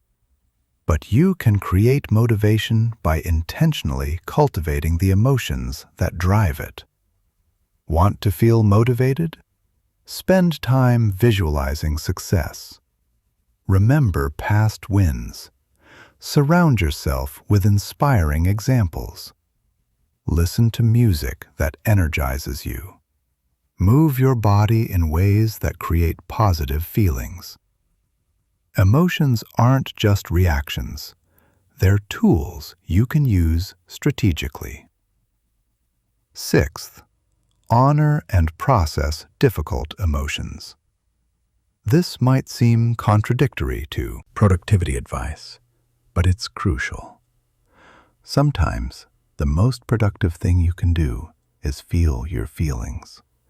If you're carrying grief, anger, anxiety, or disappointment, and constantly suppressing it to stay productive, that emotional weight will drag you down far more than taking time to process it would. Give yourself permission to feel what you feel. Journal about it. Talk to someone. Move through it rather than around it. Emotional health isn't separate from productivity. It's the foundation of it. Finally, connect your daily actions to your deepest values. The most sustainable motivation comes from alignment, when what you're doing connects to who you want to be. If you value creativity, frame your work in terms of creative problem solving. If you value contribution, focus on how your work helps others. If you value growth, emphasize what you're learning. When your actions align with your values, you tap into a deep well of emotional energy that willpower alone could never access. I want you to try something right now. Think about a task you've been avoiding or struggling with. Now ask yourself, what emotion am I associating with this task? Be honest. Is it dread, boredom, anxiety, fear of judgment? Now ask, what emotion could I associate with this task instead? What would make it feel meaningful, interesting, or satisfying? Maybe it's pride in doing something difficult. Maybe it's the relief of having it done. Maybe it's the impact it will have. Maybe it's the skill you're developing. Find that positive emotional hook and hold on to it. Remind yourself of it every time you engage with the task. Over time, you'll rewire the association. The task won't feel like a burden anymore. It will feel like an opportunity. Because here's the ultimate truth about emotions and productivity. You don't need to eliminate emotions to be productive. You need to understand them, work with them, and harness their incredible power. Stop fighting your feelings. Start leveraging them. The most successful people aren't emotionless robots. They're deeply emotional beings who've learned to align their emotions with their goals. And once you learn that skill, motivation stops being something you have to force. It becomes something you feel. Rule 8. Breaks. The power of productive pause. Picture this scenario. You've been working for 4 straight hours. You told yourself you'd just power through, get everything done, be maximally productive. But somewhere around hour 3, something shifted. You're still sitting at your desk, still staring at your screen, but you're not really working anymore. You're reading the same sentence over and over without absorbing it. Your mind keeps wandering. Simple tasks that should take 5 minutes are taking 20. You feel guilty about this. You're not working hard enough. You're being lazy. You just need to focus more, try harder, push through. So you stay seated. You force yourself to keep going. And somehow, despite sitting there for another hour, you accomplish almost nothing. By the end, you're exhausted, frustrated, and behind on your goals. Sound familiar? Here's what nobody tells you about productivity. Your brain is not designed to focus intensely for 8 straight hours. It's biologically impossible. Your brain operates in cycles. It needs periods of intense focus, followed by periods of rest. When you ignore these natural rhythms and try to push through continuously, you're not being productive. You're just being busy while your brain slowly shuts down. Think of your brain like a muscle. If you tried to hold a heavy weight without ever putting it down, eventually your muscle would give out, no matter how strong you are. It's not weakness, it's physiology. Your brain works the same way. It can handle intense cognitive work, but only in bursts. Between those bursts, it needs recovery time. This recovery time isn't laziness. It's not wasted time. It's actually when some of your brain's most important work happens. When you take a break, your brain doesn't turn off. It shifts into a different mode of operation called the default mode network. This is when your brain consolidates memories, makes unexpected connections, processes emotions. and often generates creative insights. Have you ever noticed that your best ideas come in the shower, or during a walk, or right before falling asleep? That's not coincidence. That's your default mode network doing what it does best, making connections that your focused, conscious mind couldn't see. But we've created a culture that villainizes breaks. Taking a break feels like giving up, like being weak, like not being committed enough. We glorify the grind, celebrate people who work 80-hour weeks, and treat rest like it's for people who can't handle the pressure. This is insane, and it's counterproductive. The research is unambiguous. People who take regular breaks are more productive, more creative, and make better decisions than people who try to power through without stopping. It's not about the total hours you work, it's about the quality of those hours, and quality requires rest. I learned this lesson the hard way during a project where I was absolutely determined to maximize productivity. I set a rule for myself: no breaks until the work is done. I'd sit at my desk for 10, 12 hours at a stretch. Sometimes I'd barely move except to go to the bathroom or grab food. I felt like I was being incredibly disciplined, incredibly focused. But my output told a different story. Those 12-hour days weren't producing 12 hours of work. Maybe 3 or 4 hours of actual quality work, surrounded by 8 hours of struggling, staring, forcing, and producing mediocre results. I was confusing time spent with work accomplished. The breaking point came when I spent an entire day, literally 8 hours, trying to write a single document. By the end, I had 2 pages of convoluted, confused text that I ended up deleting the next day. The next morning, refreshed after a good night's sleep, I rewrote the entire thing in 45 minutes. And it was better. That's when I realized I wasn't managing my energy. I was just exhausting myself. So I started experimenting with breaks. Not reluctant, guilty breaks where I keep checking my phone, worried I'm wasting time. Intentional, structured breaks where I fully disengaged from work. The results were shocking. I was working fewer hours but accomplishing more. My thinking was sharper. My creativity increased.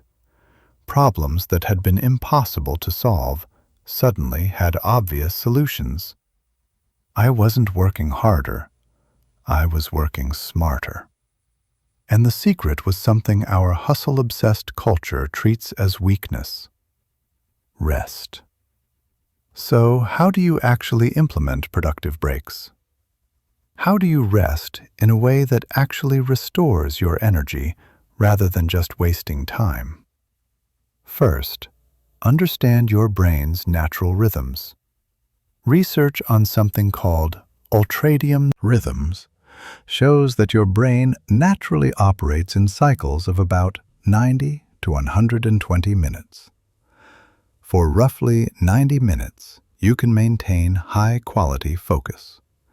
After that, your brain needs a break, usually about 15 to 20 minutes to recharge. If you push past that natural break point, your returns diminish rapidly. That second 90-minute period without a break might only give you 60 minutes of actual productivity. The third might give you 30 minutes. By the fourth, you're just sitting there pretending to work. Work with this rhythm, not against it. Plan your day in 90-minute focused blocks with breaks in between. Second, make your breaks actual breaks. The most common mistake people make is taking breaks that don't actually rest their brain. Scrolling through social media isn't a break. It's just a different form of mental stimulation. Checking email isn't a break. Watching videos isn't really a break either. A real break involves one of these things: physical movement. Walk, stretch, do jumping, jacks, dance. Get blood flowing to refresh your brain. Nature exposure. Even looking out a window at trees or sky has a restorative effect. If you can go outside, even better. Social connection. A genuine conversation, not about work, with another human being. Mindful breathing. Just sit quietly and breathe deeply for a few minutes. No phone, no stimulation, just presence. Complete disengagement. Close your eyes, lie down, let your mind wander freely. The key is that these breaks give different parts of your brain a chance to activate while the parts you were using rest. Third, take breaks before you think you need them. By the time you feel exhausted, you've already pushed too far. You're in a cognitive deficit that will take longer to recover from. Instead, schedule breaks proactively. After 90 minutes of focused work, take a break whether you feel like you need one or not. This prevents the deep exhaustion that makes recovery harder. Think of it like drinking water. You don't wait until you're severely dehydrated to drink. You drink regularly to maintain optimal hydration. Same principle with mental energy. Fourth, take different kinds of breaks for different situations. Not all breaks are created equal. Micro breaks, 1 to 5 minutes. Stand up, stretch, look away from your screen, do some deep breathing. These are good for preventing physical strain and maintaining alertness. Take them every 30 to 45 minutes. Standard breaks, 15 to 20 minutes. Walk around, go outside, have a snack, chat with someone. These recharge your mental batteries after a 90-minute focus session. Extended breaks, 45 to 60 minutes. Lunch, exercise, a real mental disengagement. These are necessary once or twice during a workday to prevent complete burnout. Full rest days. At least one day per week where you don't do any cognitively demanding work. This is when your brain does deep recovery and integration.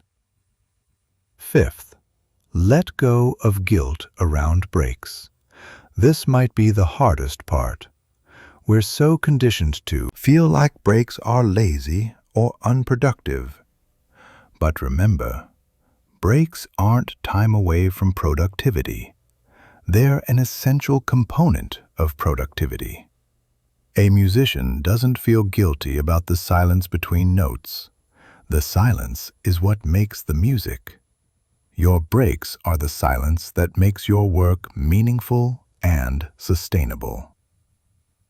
Sixth, pay attention to what your body is telling you. You have built-in signals that you need a break. Difficulty concentrating, physical restlessness, irritability, making careless mistakes, reading without comprehension. Don't ignore these signals. They're not weakness. They're information. Your brain is telling you it needs rest. The most productive people aren't the ones who ignore these signals and push through. They're the ones who listen and respond appropriately. Finally, recognize that rest is not the opposite of productivity.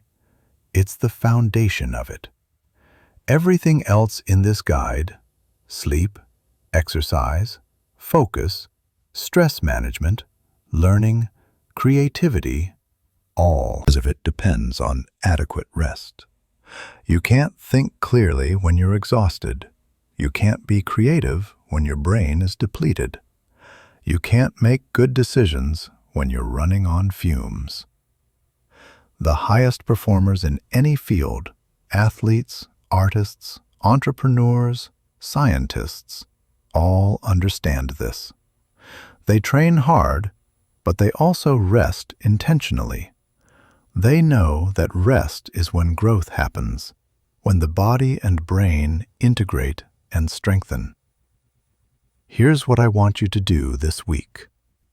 Set a timer for 90-minute work blocks. When the timer goes off, take a real 15-minute break. No guilt, no checking your phone, no just finishing this one thing. Stand up, move, breathe, disconnect completely. Then return to work and notice the difference. Notice how your mind feels sharper. Notice how problems that seemed impossible before the break suddenly have clear solutions. Notice how the next 90 minutes are actually productive instead of just busy. And most importantly, notice how you feel at the end of the day. Instead of being completely depleted, you might actually have energy left for your life outside of work. Because that's the ultimate goal, isn't it? Not to work yourself to exhaustion, but to work in a way that's sustainable, effective, and leaves room for everything else that makes life worth living. Your brain is your most valuable asset. Treat it with the respect it deserves. Give it the rest it needs, and watch it give you everything you've been pushing so hard to achieve. Sometimes the most productive thing you can do is nothing at all. Integration from knowledge to transformation. You've made it this far. You've learned 8 fundamental rules about how your brain actually works. You understand, at least intellectually, what you need to do. But here's where most people stumble. Here's where knowledge dies without ever becoming action. Because understanding something and actually implementing it are 2 completely different challenges.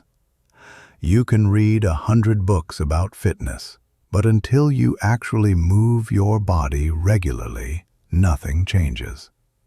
You can understand the importance of sleep, but until you actually prioritize it, you'll remain exhausted.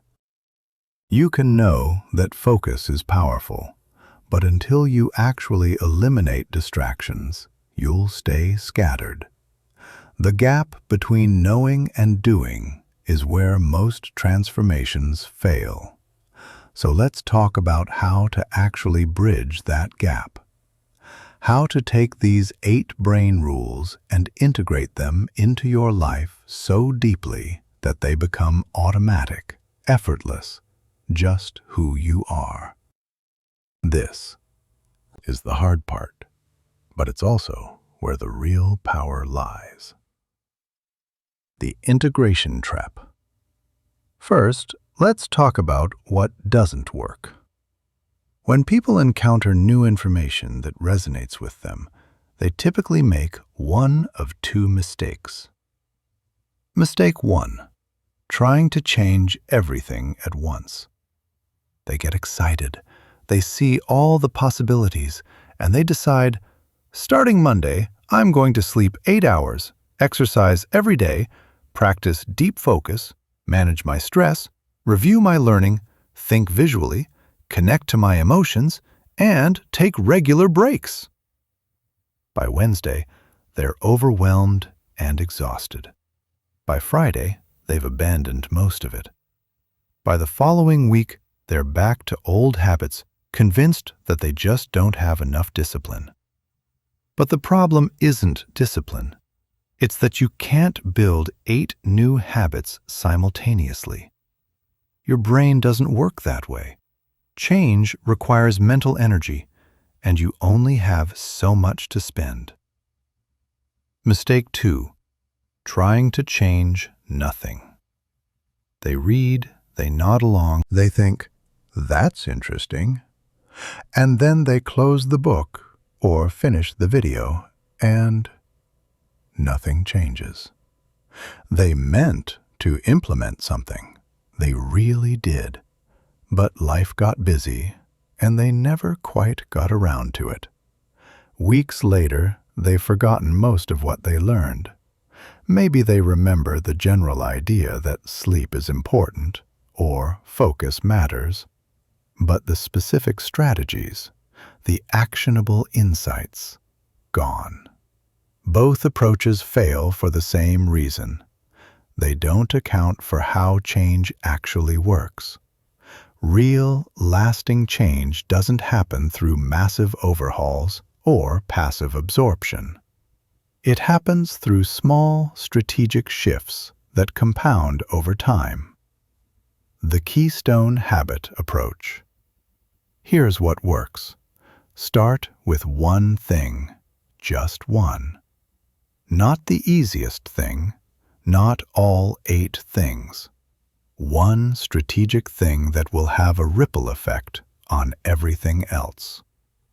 In habit formation research, these are called keystone habits.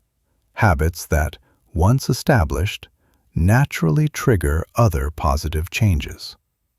4. Many people, sleep is the ultimate keystone habit. When you start sleeping consistently well, you have more energy for exercise. You make better food choices. Your focus improves. Your stress decreases. You're more emotionally regulated. Everything gets easier. For others, exercise is the keystone. Once you're moving regularly, you naturally want to sleep better. You think more clearly. You handle stress more effectively. The momentum builds. The specific keystone habit matters less than the principle. Start with one thing, master it, and let it create momentum for everything else. So here's what I want you to do. Look back at the 8 rules. Which one resonated with you most deeply? Which one, if you're being honest, is your biggest weakness right now? That's your starting point. Not all 8, not none of them. That one. The 30-day integration protocol. Once you've identified your keystone habit, here's how to actually integrate it. Week 1. Observation without judgment. Before you try to change anything, just observe. Pay attention to your current patterns around this area. If you're working on sleep, track when you go to bed, when you wake up, how you feel. Don't try to change it yet, just notice. If you're working on focus, observe when you get distracted, what triggers it, how long you actually maintain concentration. Just data collection. This does 2 things. It gives you a baseline to measure progress against, and it removes the pressure of immediate perfection. You're not failing, you're researching. Week 2. Minimum viable change. Now, implement the smallest possible version of the habit. Not the ideal version, the version you could do even on your worst day. If your goal is to sleep 8 hours, start by moving your bedtime 15 minutes earlier. Just 15 minutes. If your goal is to exercise regularly, Commit to just 5 minutes of movement per day. Not a full workout. 5 minutes. If your goal is to practice deep focus, start with one 25-minute focused session per day. Not 4 hours, 25 minutes. The goal here isn't to achieve your ultimate vision. It's to build consistency, to prove to yourself that you can do this day after day. Week 3, gradual expansion. Once the minimum version feels easy, almost automatic, you can expand slightly. 15 minutes earlier bedtime becomes 30 minutes. 5 minutes of movement becomes 10 or 15. One focus session becomes 2. But still, keep it reasonable.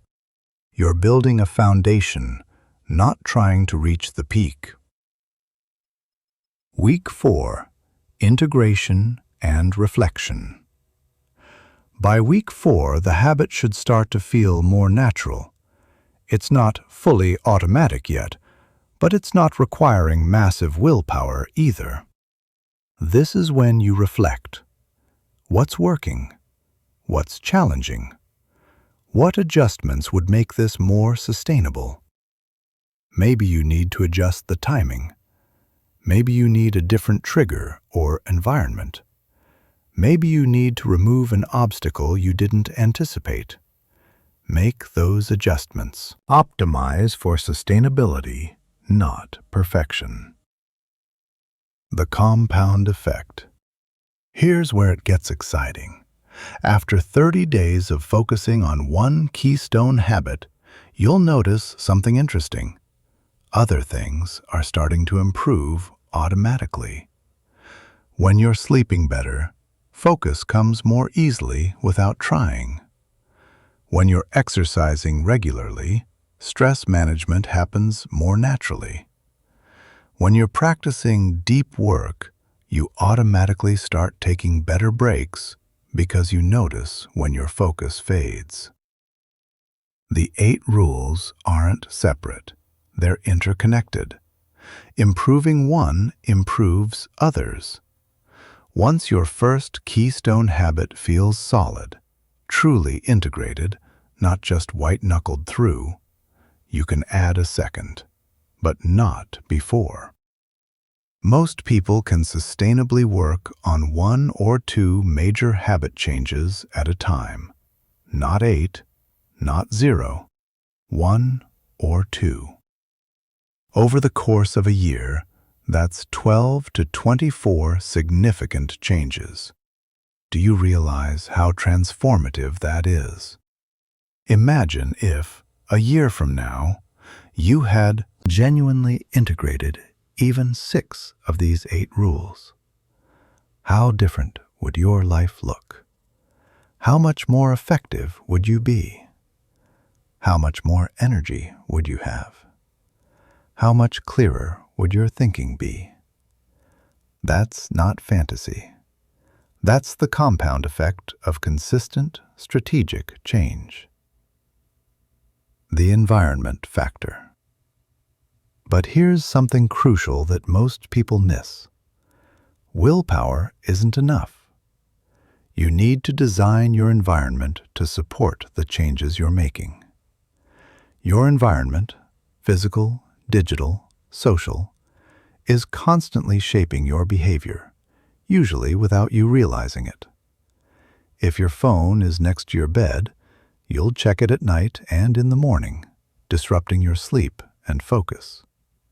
If your running shoes are buried in the closet, you're less likely to exercise. If your workspace is cluttered and chaotic, your thinking will be too. Small changes to your environment can make massive differences in behavior. Want to sleep better? Make your bedroom dark, cool, and screen-free. Put your phone in another room. Get blackout curtains. Want to focus better? Create a workspace that has nothing except what you need for the task at hand. Use apps that block distracting websites. Put noise-canceling headphones nearby. Want to exercise more? Put your workout clothes out the night before. Keep your exercise equipment visible. Join a gym that's on your regular route. Want to manage stress better? Create a designated calm space in your home where you can breathe and decompress. Keep a journal accessible. Have calming music ready to play. The principle is simple. Make the behavior you want easier than the behavior you're trying to avoid. Don't rely on willpower to resist temptation. Remove the temptation entirely. The social dimension. There's one more critical factor: the people around you. You're influenced by your social environment more than you realize. If everyone around you treats sleep deprivation as a badge of honor, you'll struggle to prioritize sleep. If your friends are sedentary, you're less likely to exercise. If your coworkers constantly multitask, you'll find it hard to focus deeply.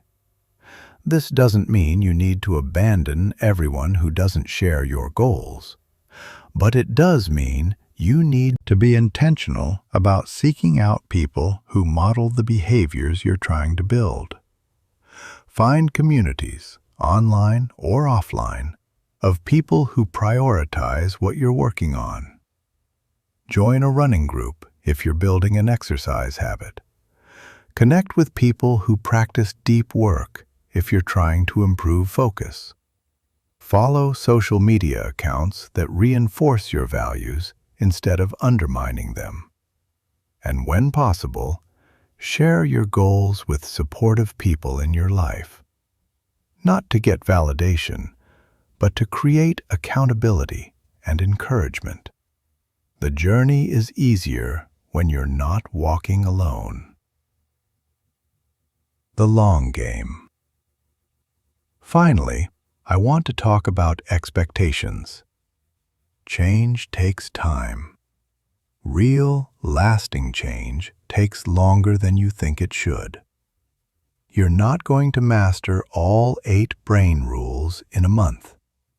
You might not master them in a year, but that's okay.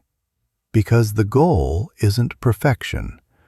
The goal is progress. Every small improvement compounds. Every day you practice a new behavior strengthens the neural pathway. Every time you choose the harder but better option, you're reshaping who you are. There will be setbacks, days when you don't sleep well, don't exercise, can't focus, feel overwhelmed by stress. That's not failure. That's being human. The key is to not let one bad day become a bad week, to not let a temporary slip become abandonment of the goal. When you fall off track, and you will, you just start again. No guilt, no self-flagellation, just a simple return to the practice. Progress isn't linear. It's messy, inconsistent, 2 steps forward and 1 step back. But over time, if you keep showing up, the trajectory is unmistakably upward. Your personal operating system. Think of these 8 brain rules as your personal operating system.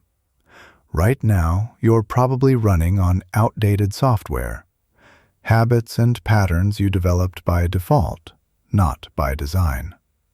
These rules are the upgrade. They're based on how your brain actually works, not on cultural myths about productivity or success. But here's the thing about upgrades. They require installation. You can download them by reading or learning, But until you run the installation process by actually implementing, nothing changes. So the question isn't, do these rules make sense? The question is, am I going to install them? Are you going to do the hard, unsexy work of changing your daily habits? Are you going to stick with it when it's uncomfortable, when progress is slow, when old patterns try to reassert themselves? Because if you do, if you commit to this process, not perfectly, but persistently, a year from now, you'll be a different person. Not because you learned something new, because you became something new. Conclusion: the brain you've always deserved. Remember how we started this journey? I asked you to imagine waking up feeling genuinely rested, with a clear mind and focused energy, ready to tackle whatever comes your way. At the time, that might have seemed like a distant fantasy, a version of yourself that exists in some parallel universe where everything works differently. But now you know the truth. That version of you doesn't live in a parallel universe. It lives in a different set of habits, a different understanding of how your brain works, a different commitment to working with your biology instead of against it. Everything we've discussed, sleep, exercise, focus, stress management, repetition, visual thinking, emotional awareness, and rest. These aren't aspirational ideals. They're practical tools that you can start using today. Right now, as you finish reading this, you're at a crossroads. One path is familiar. You close this, feel momentarily inspired, maybe share it with someone, and then life happens. The insights fade. Old patterns reassert themselves. Nothing really changes. That path is comfortable. It requires nothing of you, and it leads exactly where you've already been. The other path is harder. It requires you to actually do something different, to take one of these rules, just one, and commit to implementing it for 30 days, to make it so automatic that it becomes part of who you are. That path is uncomfortable. It demands effort, consistency, attention, but it leads somewhere new. Which path are you going to choose? Because here's what I need you to understand. You have everything you need to transform how you think, work, and live. You don't need more information. You don't need a better strategy. You don't need to wait for the perfect moment. You just need to start. Today, with one thing. Maybe it's committing to 8 hours of sleep tonight. Maybe it's going for a 20-minute walk after you finish reading this. Maybe it's closing all your browser tabs except one and working with full focus for the next 90 minutes. Whatever it is, the key is to start so small that it feels almost embarrassingly easy. Because sustainable change doesn't come from heroic efforts. It comes from tiny, consistent actions that compound over time. Your brain is the most powerful tool you'll ever own. More sophisticated than any computer. More adaptable than any technology. More capable than you probably give it credit for. But like any tool, it works best when you understand how to use it. The 8 rules we've explored aren't restrictions. They're the instruction manual you never received. They're the cheat codes that have been there all along, waiting for you to discover them. And now you have. So what are you going to do with this knowledge Are you going to let it join the pile of interesting things you once read? Or are you going to let it change how you operate? The difference between the person you are now and the person you could be isn't talent, intelligence, or luck. It's habits. It's understanding. It's the willingness to work with your brain's natural rhythms instead of fighting them. You've spent your whole life with this brain. You've pushed it, neglected it, misunderstood it, expected it to function in ways it was never designed for. Maybe it's time to start treating it with the respect it deserves, to give it the sleep it needs, to fuel it with movement, to protect it from chronic stress, to feed it with meaningful repetition and visual thinking, to honor its emotional wisdom and natural need for rest. When you do that, when you finally start playing by your brain's rules instead of society's myths about productivity, everything shifts. Work becomes easier without becoming less meaningful. Focus becomes natural without requiring constant willpower. Creativity emerges without forcing it. Energy sustains without burning out. You don't become superhuman. You become sustainably, effectively, joyfully human. And that's more than enough. Your next 24 hours. Before you close this and move on with your day, I want you to do one thing. Just one. Choose your keystone habit, the one rule that resonated most deeply, the one area where you know you're holding yourself back.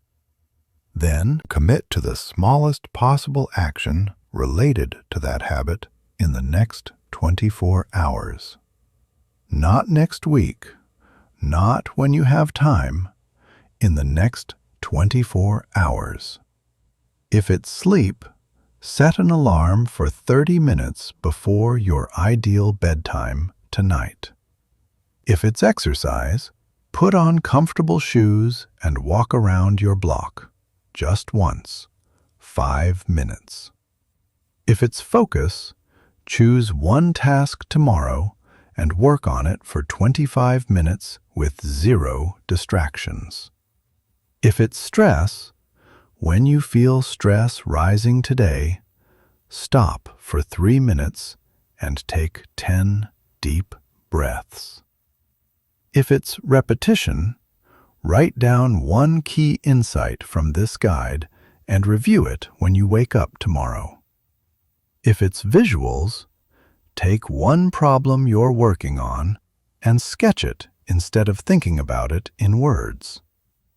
If it's emotions, identify one task you're procrastinating on and write down why it actually matters to you. If it's breaks, set a timer for 90 minutes of work tomorrow, then take a real 15-minute break. Just one small action. That's all I'm asking. Because transformation doesn't happen in one dramatic moment.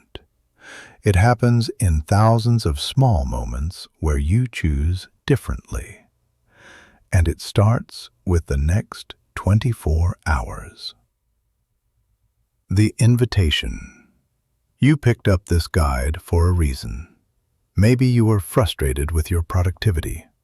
Maybe you felt stuck, scattered, overwhelmed.